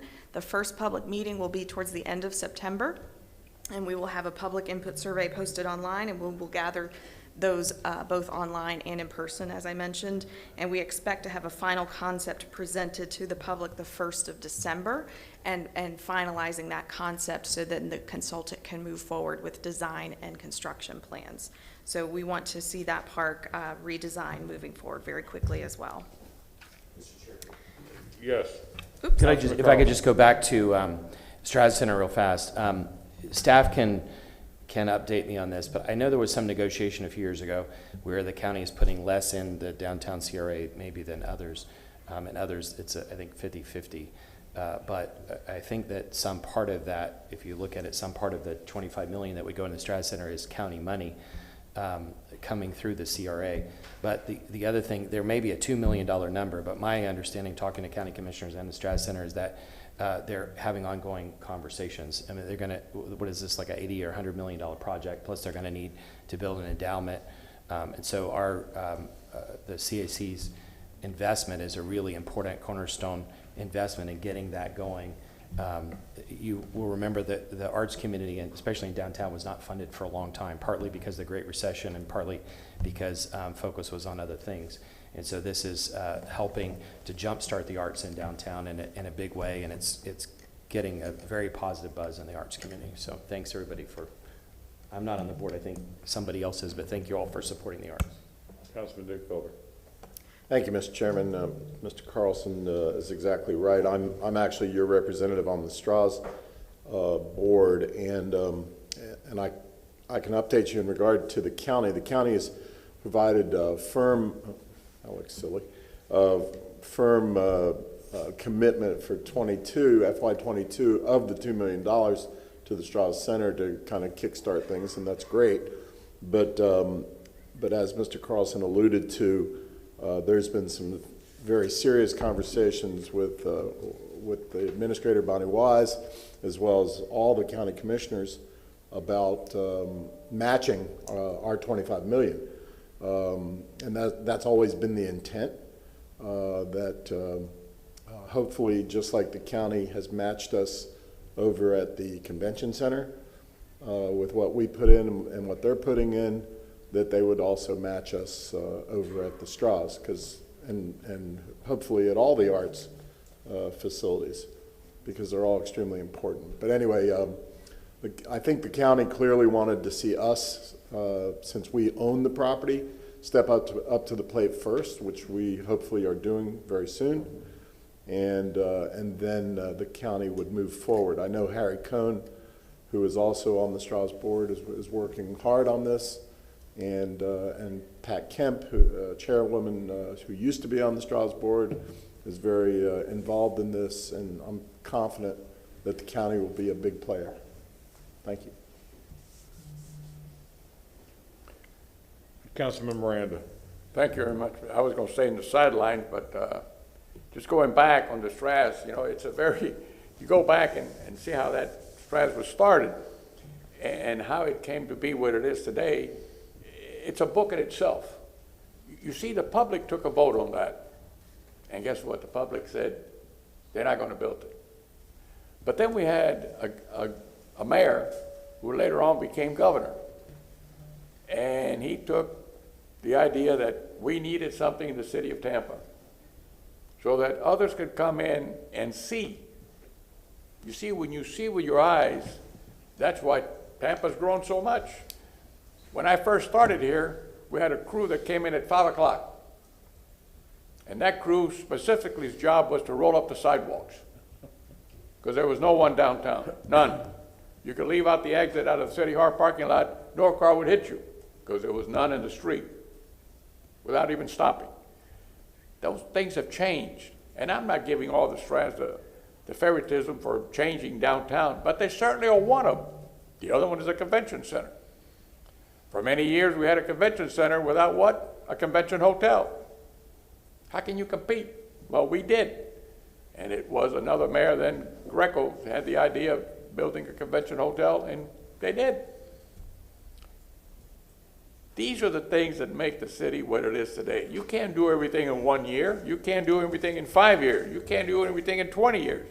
But little by little, as you grow and you put the pieces together, you got what is called a complete puzzle. And this puzzle is not complete today and maybe may never be complete. The Straz, when it was built, was a beautiful building. Nothing wrong with it today. But in amenities, you have to change the structure in which you do business with, and if you don't change the structure in which you do business with, you out of business.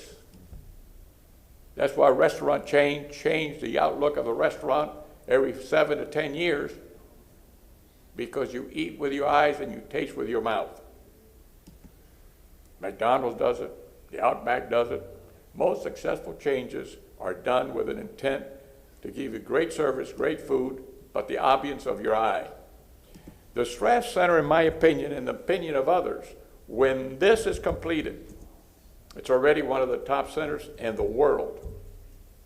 Will be considered the top center in the world because the ambience of the river would come into play, and just to looking at it, along with a river walk, now you have something that is not only walkable, but entertaining. And these are the things that, because I've heard, things told me about, what are you doing? And I just kept on walking. $5 million a year is a lot of money. I just kept on walking. Because, folks, let me tell you something. You're spending $250,000 a game. And I'm not going to say where. You're not collecting a penny of parking, which you will here. You're not collecting a penny of revenue, which you will here. You're not collecting anything. 3-year straight lease. That's wonderful. You couldn't do that if you were in the housing projects, where I come from. So these are the things that I take into, like I said earlier, I don't know why I'm here at 80 years old, but I guess there's a reason why I'm here. And it's to understand where we've been, where we are, and where we're going, and what the future lies. And these are the things that will make the city of Tampa much more accessible to the eye, to the taste, and to the wonderful venues that they have. They do a fantastic job. And Mr. Dickfellow, thank you for serving there. I served there for many years. And by the way, when I was chairman back some time ago, I don't know, maybe I served seven, 8, 9 times as chairman. I never appointed myself to another authority because they would be looking at a black suit instead of a person. And even though I didn't wear it, that's what it's all about. Thank you very much, Mr. Chairman. You're welcome. Thank you. Please continue. Yes, and if I may add, all of these items are being worked through at an internal level with our city attorney's office and with CRA staff and administration. So they will be coming back to you for further consideration. And this next slide on downtown is just an overview of the update you heard earlier from Mr. Rosner. So I won't go through this again unless there's additional follow-up questions or information you'd like to review on the Cross Bay Ferry. Any further questions or comments? Hearing none, please proceed. Moving on to Channel District, I just wanted to share some very beautiful photographs and the progress on Channelside Drive. The construction update, phase 1 is at 95% from Kennedy to Washington Street. Phase 2 of the same segment of road is 75% complete. That's from Washington to Whiting. Phase 3 has just begun. That's from Whiting to the roundabout on Channelside Drive. And I just have to say that we are receiving a lot of compliments, social media posts. This is certainly a major improvement from what Channelside Drive looked like just a few months ago. And I have to give recognition to our design team, contract administration, and Kimmons and GPI. They've certainly done a great job of bringing all of these pieces together. So we're very proud of this project as it's moving forward. And as you can see, we're still working on other segments of roadway within the Channel District. 11th Street, Twig Street, and Cumberland Avenue are still under design, but they're certainly nearing completion so that we can look at those other sections of road for mobilization and construction to be beginning in the near future. And other direct CRA activities that our CAC has been reviewing. Washington Street Park, we're looking at a community survey to be released very, very near future for a park refresh, and renovation. And this is just a request of the neighborhood and the residents in the area. They'd like to see how what elements of the park could be possibly updated and or refreshed at the request of the residents. Also, we've been discussing some public safety initiatives with the police department. Another shout out to Captain Brett Owen, who's been working with us on discussing what those could be. This would be district-wide and certainly trying to understand how to address public safety throughout the Channel District. Another item that you're seeing on your agenda today are real estate acquisitions. This is for additional park space. There is a request to reprogram $8 million to pursue land purchases, and this is strictly for park space and green space in the Channel District, which we desperately need. And then lastly, but not least, the CRP SAP update. For those listening in, that is our Community Redevelopment Plan and Strategic Action Plan update. We are having our last and final public workshop on September 16th at the Florida Aquarium. We are very excited to get the public's last input on the draft of both of these items. We hope to reveal those within the next few weeks. And I have to correct the last bullet. The draft SAP will be issued within the next week, and we hope to share that at least with the CRA board once we receive that internally. So just concluding on Channel District, I do have to give an accommodation to our team members who came together to respond to the code enforcement and complaints regarding the CrossFit gym. Even though we want to support and welcome new businesses throughout our entire community, we do recognize when we need to come together and address certain concerns and issues that arise. So I certainly want to extend that to our legal team, construction services, the fire department, as well as the police department, who came together to help us find solutions in addressing our residents' concerns. So any other questions or comments on Channel District? Questions, comments? No, thank you very much. And just two quick updates on Tampa Heights. We've recently been discussing some updates that may be coming forward for an update to the community redevelopment plan in Tampa Heights Riverfront. So the developer for the premise for Tampa Heights Riverfront is requesting some updates. We are looking at evaluating that in the new fiscal year, and also some items coming before you in the near future for the development agreement as well. So those are items that the CAC have reviewed and considered. And in Central Park, the latest and greatest is the announcement and some of the new renderings that have been released in the news for Ybor South. That's Darrell Shaw's redevelopment.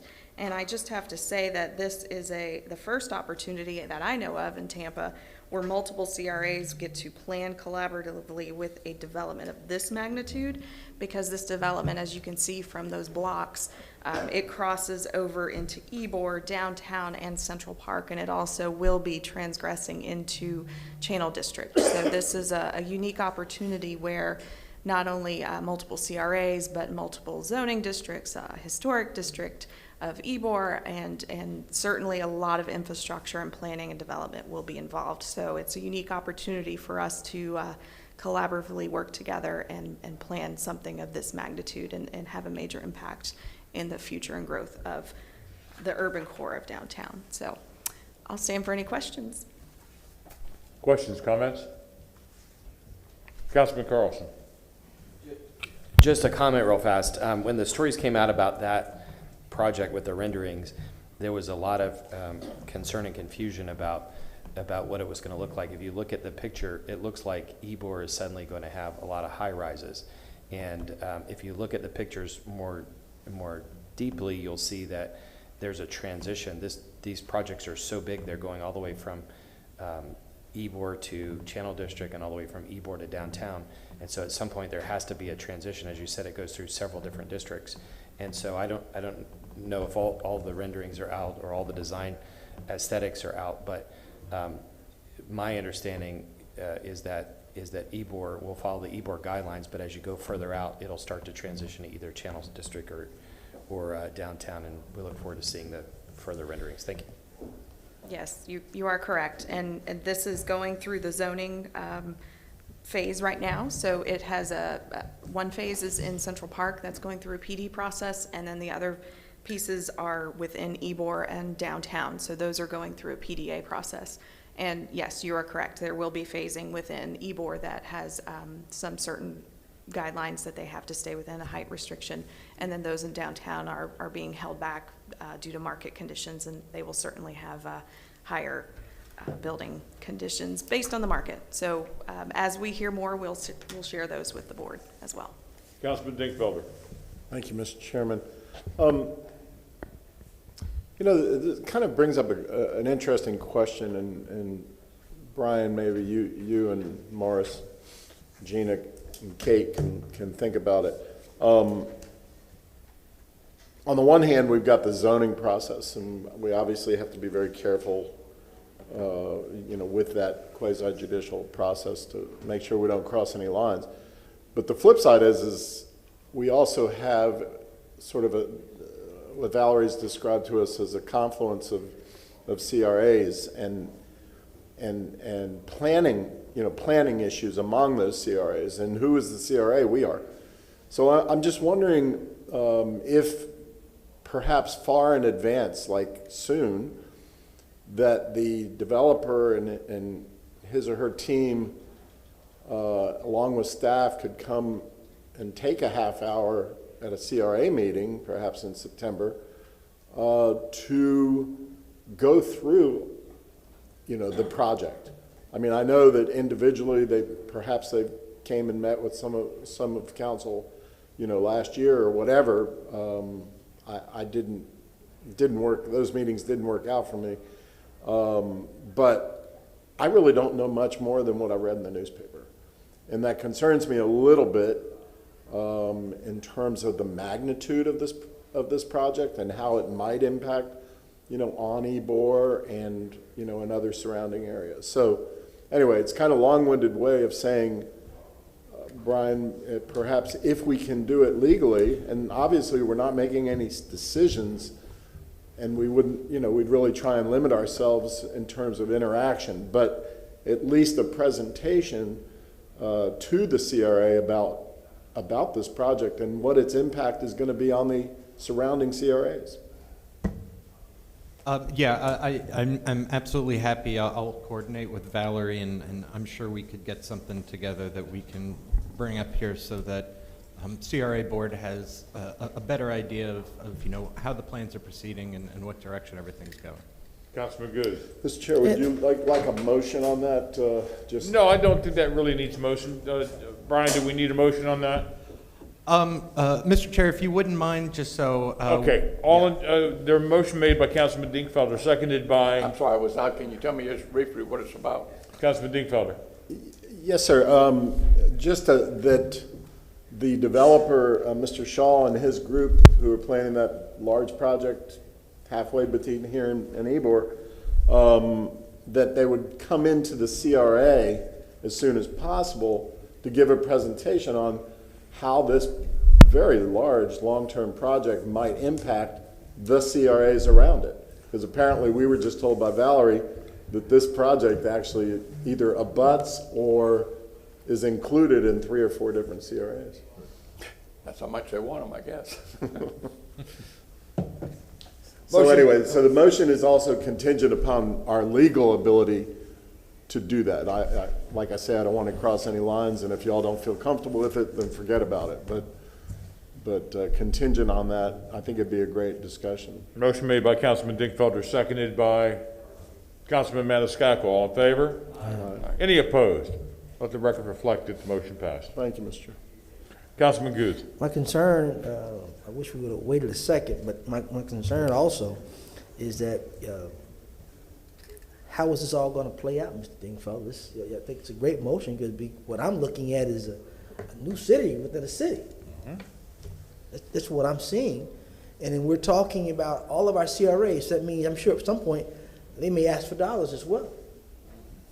And then we have community benefit agreements and CRAs. Am I not correct, Mr. Marsh? Yes. For large projects, we do have community benefit requirements where we contribute funds. So we would need to make sure that we are at the table and the citizens are at the table to make sure that those guidelines are followed and how this board needs to proceed.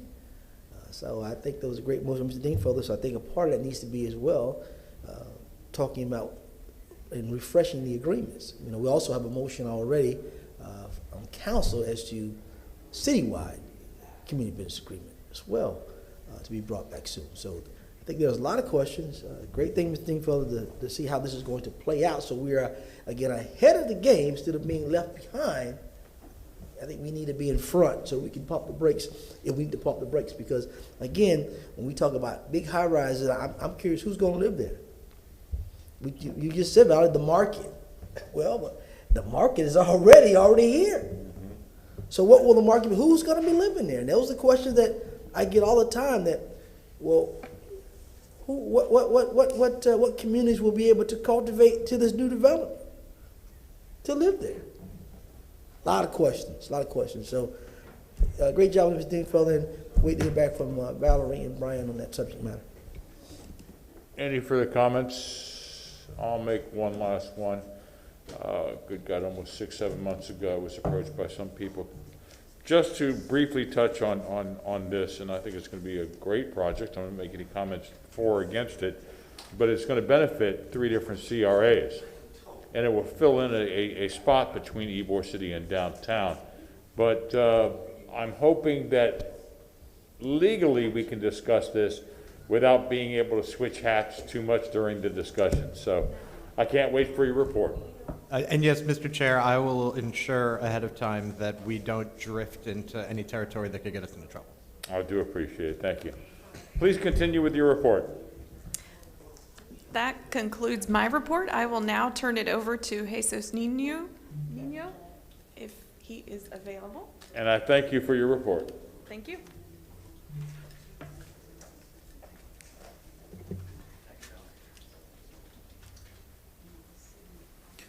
Good morning again. We can put her up the slideshow, please. I won't take too long here. I just want to, this West Tampa CAC, every time members start to transition over, the CAC has started now to recognize some of the past members with plaques. As you can see there from the pictures, those are very nice plaques, just to recognize their service to the community. And also recently, we did have elections for a new chair. So now our chair is Carlos Ramirez. We work with him very well out in the community. And Mr. Joe Robinson is now the vice chair. As far as the alleyway cleanups, we've already completed phase 1 of alleyways. We cleaned up 18 alleys, most of them south of 275. Basically, they clean up, they trim some of the trees, cut the grass, and as you can see from the pictures there, then at the end, they also remove any kind of debris or illegal dumping. Then they throw down some herbicide. So that was pretty successful. We're about to receive the second round of bids so we can start phase 2. Phase 2 is going to be concentrated in the old West Tampa neighborhood. And hopefully, as soon as we get the bids in, we can immediately select another contractor to get out there. In phase 1, we had TCC Enterprise, who is a minority-owned company, African-American company. They did a fantastic job. Could I ask you a question about the alleys? Yes, sir. Thank you, Chair. Yes, sir. This looks really exciting. You know, to get these alleys, you know, back up to speed and for obvious reason. But what I'm wondering about is sustainability in terms of you know, how do we continue this? And I know in Hyde Park, the alleys in Hyde Park, which have been spruced up a long time ago, you know, let's say 10, 15 years ago, the neighborhood associations and the community over there organize the neighbors at least once a year to, you know, to come out together with their garbage cans and their yard tools and that sort of thing, and, you know, and to go behind their homes and not work individually, but everybody work together, you know, block by block. And I would just suggest that you look over there as a model to see how they do it, and try and encourage the West Tampa folks to follow suit. We'll do that. Thank you. It's a great idea. And the old West Tampa neighborhood is very active. Jesus, how long has that program been up and running? The Alleyway Cleanup? Yeah. This is a one-time thing that was started just a few months ago, was the planning phase, and now we're just getting started. We finished phase 1, and the CAC actually voted to have every single alley within the West Tampa CRA cleaned up. Right now we're concentrating on all the regular alleys that are open. Then after that we'll go into the alleyways that have been closed or have easements over them that are been vacated. Okay, the RFP, or however you did it, what was the process to do that? And are we just using regular lawn care service guys to do this work, or? It's not a full-blown RFP. We're just doing it in phases. Each phase is just, each time we finish a phase, then we go as procurement, and they help us identify some companies, usually the same companies, and we're going after minority companies, priority to them. Then they put in their bid, and if it's acceptable, then we use them. But yes, it's usually just lawn maintenance companies that have expertise in cutting trees and doing just landscaping and have the capabilities of throwing down herbicide. And then we also work with code enforcement to educate the abutting property owners on their responsibilities to maintain alleyways. Another great program, my friend. Thank you. Councilman Miranda. Thank you much, and along with Councilman Good's conversation is that you just said, Jose, that this is a one-time deal. It's a one-time today, and it'll be a one-time tomorrow, because once you start cleaning them up, you're going to realize that if you don't do it, I didn't hear what I said because I didn't say anything. It may not get done again. And what I'm saying is that you have to educate the people that are butting the alleys to, when they see something, to say something. And the problem is that snitching is not a great thing to do, but it's the only thing to do, and it's not snitching, it's correcting what's been wrong. And I've seen alleys like this, got bathtubs, they got toilet seats, they got furniture, all kind of furniture. They got bicycle parts, automobile parts, everything thrown in the alley. And the city of Tampa, now you guys are taking the opportunity to do this. And we want to thank you very much from the bottom of our hearts, because it's something that unless the neighbors get behind it, it'll be very hard to fix. So we have to have neighbors to get a license plate number, to get something, so we can stop this nonsense. And that's what it's all about. It's the convenience of not going to the dump yourself. And that's what it's all about. Thank you very much for you and your good people at the CRA in West Tampa that are doing this. We really appreciate it very much. Yes, thank you, Councilman Miranda. Councilman Good, yes. We thank you for the hard work that the city is doing to clean up these alleyways that have been overgrown through neglect. But as my years on code enforcement, It is the property owner's responsibility to maintain their portion of the right-of-way. If we can also teach these property owners what they can do, how they can do it, I think it's going to resolve a lot of problems. And again, as Councilman Miranda says, if you see something, say something. Thank you. Please continue. Thank you. And that is, we do thank code enforcement for their part in this cleanup. Their education to the property owners is very valuable. If we can put the presentation back up, please. As far as the grants, we have several grants that have already started to hit the streets out there that were approved by the CRA at the last few meetings, and also our existing facade grant. This is just an example of one of the facade grants that was recently implemented out in the West Tampa area, but it shows that it does make a great impact onto the corridors. As far as the other, we're starting to work very closely with mobility again, with the builds project that they have for the grant for the expansion of the West River project. In addition, Randy Goers and Frank Hall with the planning division, they have in essence completed their Main Street corridor study. Our CAC worked extremely closely with them, and we're continuing to work closely with them. So Mr. Randy Goers, he will be doing a presentation, basically a webinar to the CAC and to the community just on the final product. CAC has already taken steps to implement some of those findings even before the study came out. For instance, we're starting to look at a clean team out there. We actually have it out for bid for a temporary clean teams, and we'll do a full-blown RFP for a clean team to be year-round. And the CSU have to identify the geographic area where they want that clean team. So Randy did a great job on that. Another thing for that study is how to reactivate some of the alleyways that are abutting nearby Main Street. So that'll alleviate some of the conditions as far as dumping and so on, and just to work closely with property owners. So that'll come online pretty soon. That takes care of West Tampa. Any questions? And I thank you very much. Is there any comments, any questions? See? Mr. Chairman?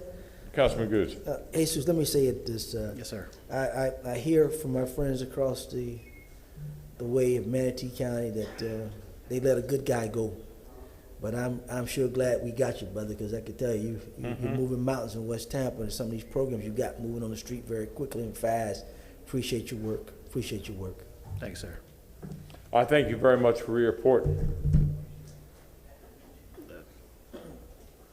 Next, we have Drew Park. If we can bring it up to the screen, please. With Drew Park, oops, there we go. Drew Park, we're basically, since we have the new strategic action plan out in the street now, the CAC is starting to take measures to start implementing that strategic action plan. For instance, we have the Tampa Bay Linear Park, which is a passive park right now, basically just grass and sidewalks and some benches. CAC is starting to work with the Parks and Rec Division and other city departments so we can make that into an active park. In addition, we've been having our Drew Park CAC meetings over at Hillsborough Community College, and the HCC, they're starting to get involved a little bit more with our CAC. For instance, at our last meeting, their student government students that were there to participate and just to listen in. So Drew Park is starting to get a little bit more active, so we really hope it's for the greater good of Drew Park. And just a strategic action plan is just being implemented pretty quickly, so we're working with mobility to identify areas where we can expand our sidewalks, improve our sidewalks, and just fill in some of the gaps where it makes sense. Drew Park is a little bit different than other parts in the city where it's more expensive to install sidewalks only because of the nature of what goes on out there with big trucks. So the sidewalks has to be extra thick, and the foundation under them has to be a little bit tougher.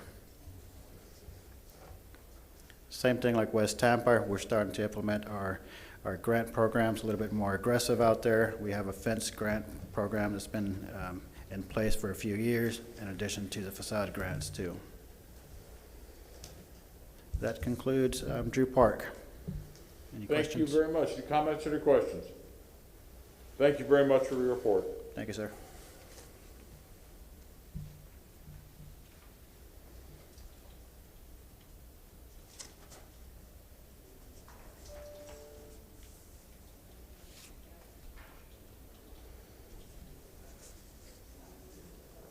morning. Courtney Orr, Ybor City CRA Manager. I'd like to start by thanking Dr. Ginger Clark and her support staff at the Hillsborough County Community College campus for accommodating the Ybor Advisory Committee since November of 2020. We were fortunately able to not skip a beat by hosting our hybrid meetings in the HCC Ybor room. Secondly, we appreciate all the help that we have received from the city's IT department, assisting us at HCC, as well as equipping us with all the equipment that we need for the YCDC office to host all of our meetings as hybrid meetings going forward. The last bullet here on this page, we recently advertised our CAC open seats, and we received 9 applications. So we will be bringing those forward as a request for approval of the 5 new CAC members in September. Our annual special events co-sponsorship grant drew 24 applications for consideration. These are great economic drivers every year for the district, so we sure hope that these are able to go forward, unlike, unfortunately, most scheduled events that were canceled in 2020 due to COVID. As Chris, my CAC chair, earlier mentioned, we are hopeful for BLC approval this coming Tuesday to begin construction of the iconic 7th Avenue Archway light replacement and sidewalk enhancement project.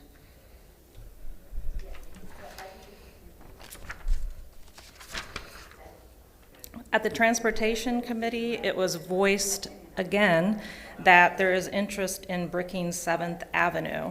We added this question to the recent resident and workers survey, and staff learned yesterday in the preliminary findings that there is support from both the residents and the workers to investigate this possible project. So likely we will engage a consultant with a cost feasibility study to try to see if we can move that project forward on behalf of the community.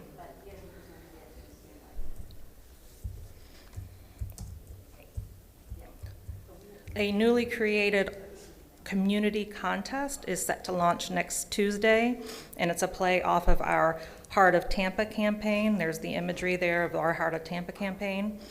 And we, again, from the yesterday presented to us out of the survey, there is a very strong favor of the arts and keeping art very at the forefront of the community, just for the well-being of the community. So we thought this was a great new endeavor to launch, and it'll be out on the street from August to October. So we're hoping to get some really interesting submittals through that program. We anticipate awarding a contract soon to one of the bids received for the 7th Avenue streetscape completion with an entryway monument from 24th to 26th Streets. There will be a need to reallocate funding in CRA2 to make this, to move this project forward, and that request will be before you at the September meeting. And on my final slide, there's just a few July notable events listed here. And this actually ends my Ybor July activities presentation. So I'm happy to answer any questions if you have any. Thank you. Thank you, Ms. Orr. Are there any comments or questions for Ms. Orr? Mr. Carlson, Councilman Carlson. Yeah, sorry if I missed it, but could you all please, if you haven't already, email us all the results of that survey? It would be interesting to hear what residents are saying. You know, we talk about how we like to hear from the CAC, but when you're actually interviewing a larger number of residents, that is invaluable to us. And also, I think we all have advocated for the rebricking of Ybor, so whatever I can do to help, would love to see that happen. I know it will be disruptive, but it will hopefully slow cars down and motorcycles and really change the atmosphere of Ybor. And hopefully it'll be a case study for other parts of the city. You know, the people in Hyde Park complained that years ago our excess bricks were sold to Winter Park, and you go to Winter Park and there are lots of brick streets there, and I think a lot of neighborhoods and places would love to have bricks back at some point if we could figure out how to do it. Thank you. Yes. And the survey results were actually just presented to staff yesterday, so they're just fresh. The survey closed not that long ago, so we'll be presenting the final findings at the September EBOR CAC meeting, so we'll be happy to provide those to you in September, the final results. Thank you. Anything else? Thank you, Ms. Orr. You're welcome. Thank you.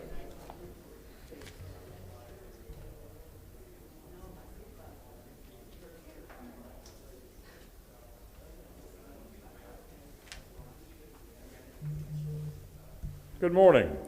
Good morning, Cedric McCrae, East Tampa CRA Manager. Okay, first I'd like to just share with you some updates on the strategic action plan. We've had a series of ride-alongs with the consulting firm since my arrival in July. They are currently working on development of sketches and renderings based on community input on some various sites within the East Tampa CRA boundaries. The website has been updated. I believe there's been some messages put on from myself, Chairman Goods, as well as the CRA Chair, Ms. Connie Burton. And they are scheduled to come and present before the Community Advisory Committee on September 7th. Next slide, please. Mr. Chair? Councilman Goods. Yes, sir. You said they're going to present on September 7th? Yes, I believe that's the day that they're scheduled to come present to the CAC. Isn't that the date of the elections over there? No, the elections will take place on September 14th, the following Tuesday. September 14th. Okay. Yes, sir. Is it possible before that is given to the community that maybe council members can take a look at, especially so they can look at that plan before the community see it? Yes, I think we should be able to arrange that. Thank you, sir. Is there a way to assist, this goes to council, is there a way to get us? Proceed, Mr. McCrae. Okay, the next slide is just something the consultant provided. What wanted to share, and it was in your packet last month, just a diagram to show that the scale of East Tampa as it relates to the various CRAs in the city, and that we have 7.52 square miles of space. So you could essentially put all of the other CRA districts in the East Tampa boundaries. And if we move on to the community input themes slide, there were various topics that were discussed and collected from the residents in East Tampa as it relates to things that they would like to see. The four that were resounding were residential opportunities and neighborhood character, basic infrastructure and quality of life improvements, economic development and employment training, as well as organization and participation, marketing and momentum to advertise East Tampa and what's going on. The next slide revolves. Cedric, I'm sorry, we haven't seen slides in about 3 different ones. Oh, okay. Hasn't changed. I didn't know if you could see it and I couldn't. We're still on the same one as far as I can see.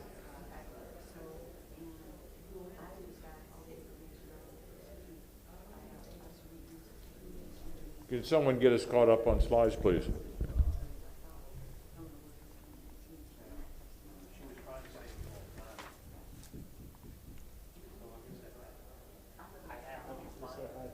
Yeah.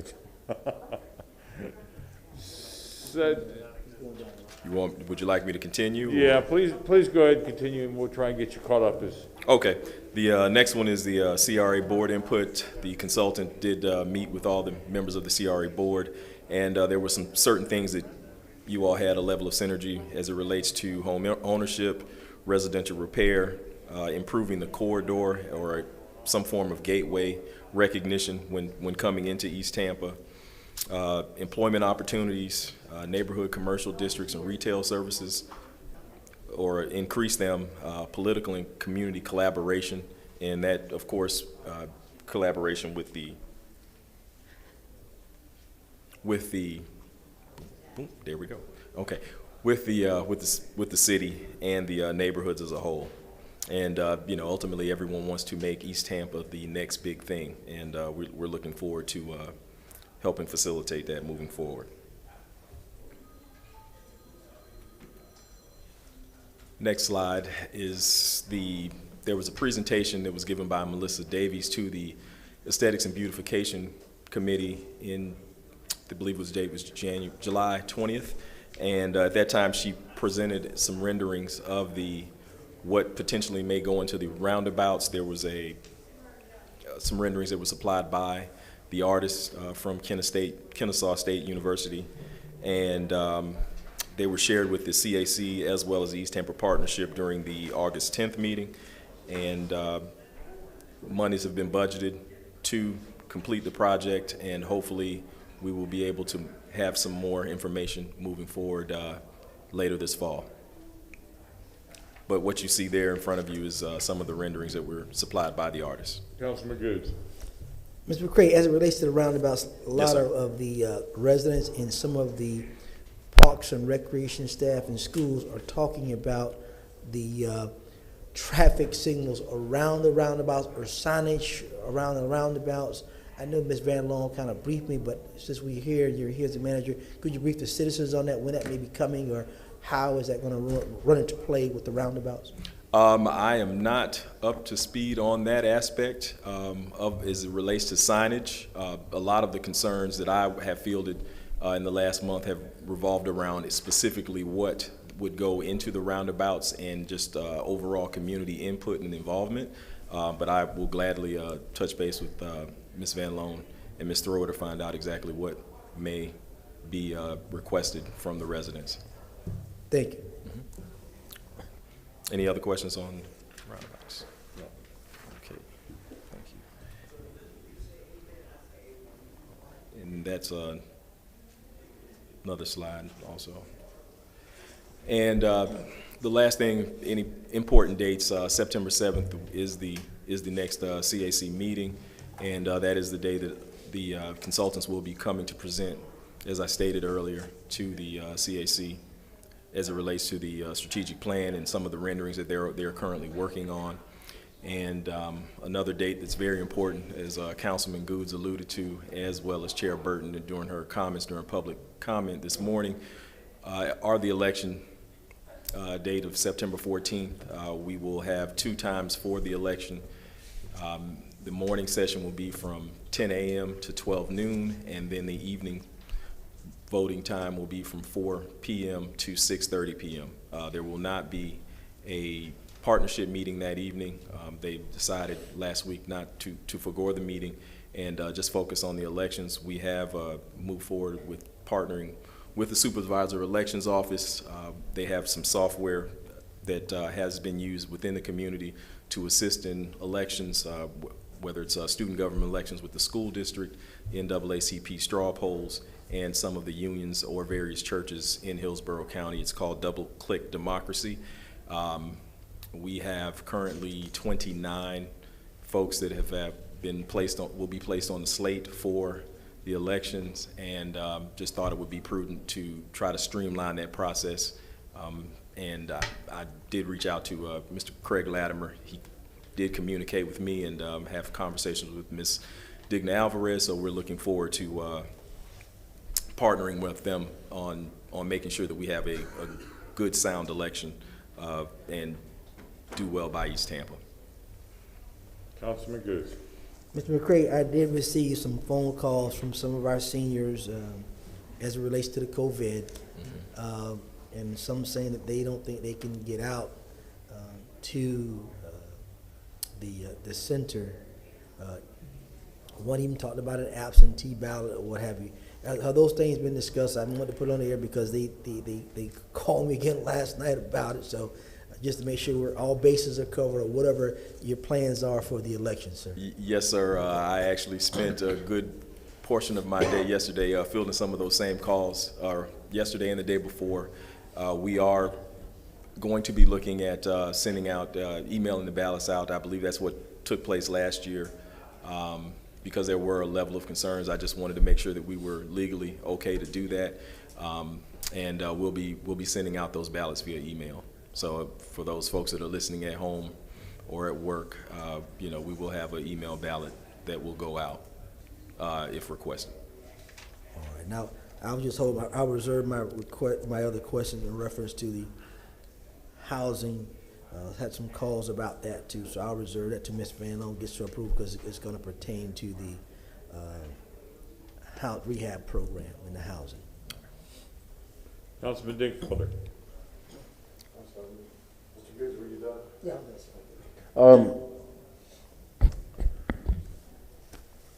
Hey, Cedric. So going back to the roundabouts. Yes, sir.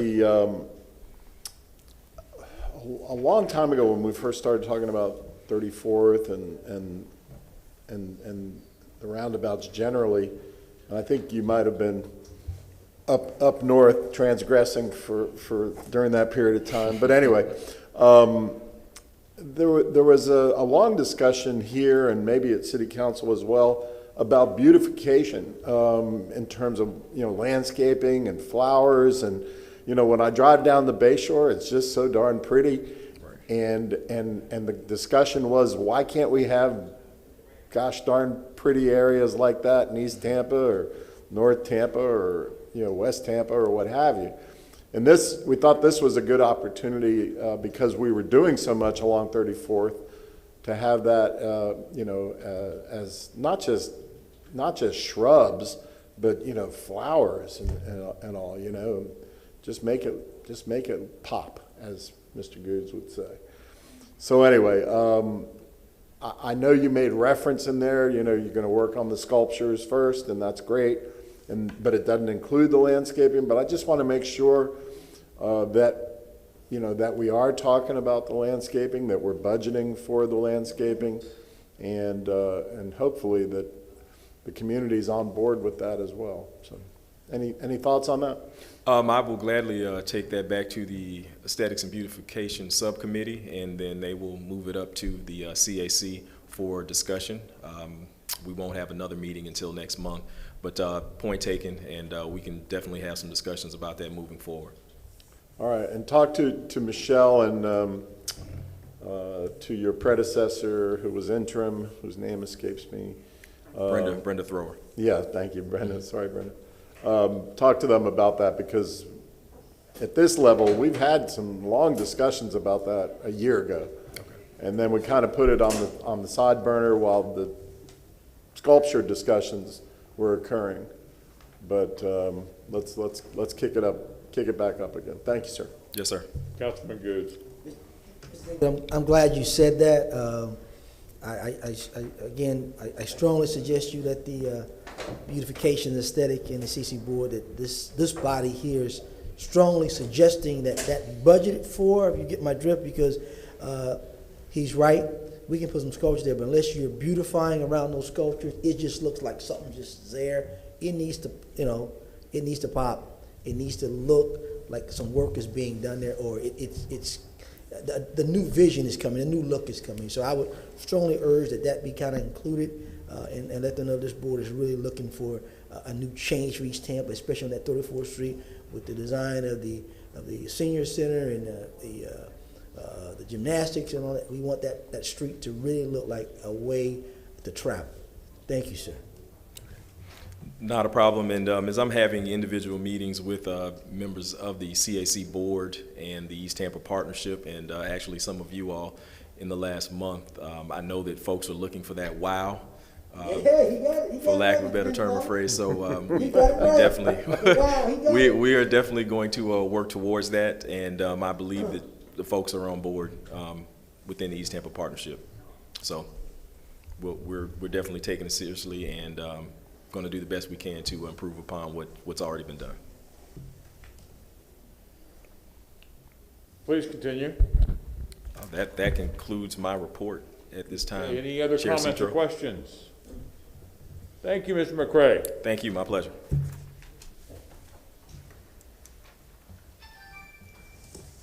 Mr. Chair?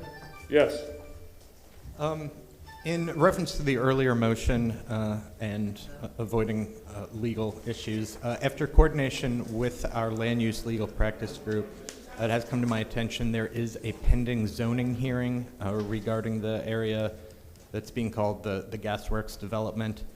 And while that hearing is still outstanding, all presentations or presentation of information should really be contained to that hearing. So I would ask council, please, if we could withdraw that motion and perhaps revisit at a future time once the zoning issues have been resolved. Second. We have a motion by Councilman Maniscalco, seconded by Councilman Goods. Question, do we have to have the original motion maker do that? Just for clarity and cleanliness, I would request that, yes. Thank the you. original. Anyway, not to split hairs, my motion was contingent upon the legal department saying it's okay. Now the legal department's saying it's not okay, so my motion sort of dies a natural death. But if Brian wants it, that's fine. I'll move to strike the earlier motion. Yeah. All right. And I thank you for that, Councilman Dingfelder. I really just want to do it for clarity for the public so that they aren't expecting something that doesn't get delivered. Okay, the original motion has been struck by the motion maker, seconded by Councilman Goods. All in favor, say aye. Aye. Any opposed? But it was a brilliant idea otherwise. Let the record reflect that the motion has been withdrawn. Miss Van Loan, we're not ignoring you. Oh, that's fine. I can come back after lunch. No. There is no after lunch today. So good morning again. It is that time of the year where we start talking about our annual budgets, and I'm very pleased and want to acknowledge the hard work of our various CAC groups. We had a lot of special call meetings for many of the CACs. They held multiple meetings starting back in May and June to get our budget set and approved and ready to come to you. And as we worked through that process, and as some of you started looking at the information we provided you with those draft budgets, we started getting some questions from you that we've been trying to address and answer. And as part of that, it sort of culminated in a conversation I had earlier this week with Chair Citro about the downtown and the planning budget. And when the cultural assets first started coming and asking for CRA assistance with their capital improvement projects, we had that sort of snowball effect of all of them. Again, we've talked about because of COVID and many of them looking at this is a good time, and they were planning for a lot of these improvements. And so now everyone's at that same place and advancing their facilities, improving their facilities, and creating a greater and more enjoyable visiting and entertainment experience for their visitors.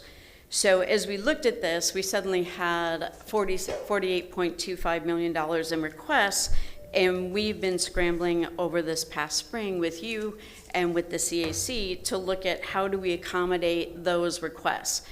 And in my conversations with the chair this week, one of the things that sort of came out was we were looking so much and so narrowly focused on the cultural assets as opposed to the full CRA, and looking at accommodating everyone, not just the cultural assets, but the future of downtown, especially in the next 4 years as we go into an updated strategic action plan and community redevelopment plan for downtown.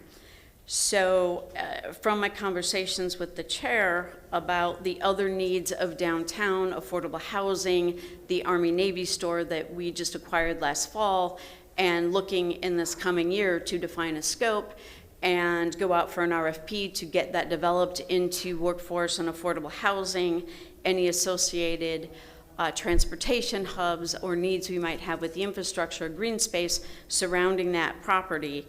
And then also we have an opportunity to buy more park space in northern downtown for the areas that are serving the residents who are living there or will live there in the near future, that isn't always right along the Riverwalk and isn't the glitzy parks, that we have those neighborhood parks for that growing residential population that we have on the north side of downtown and that we hope to grow. So what I did is go back and look at the numbers, and that's what I put on your desk. And now if you can bring up the TV, the monitor, I'd appreciate it. So one quick clarification When you look at that line where I've got the yellow highlights where you see less revenue and fund balance at $11 million, and then as you go to the right, and it's also highlighted in 13, these are a running balance.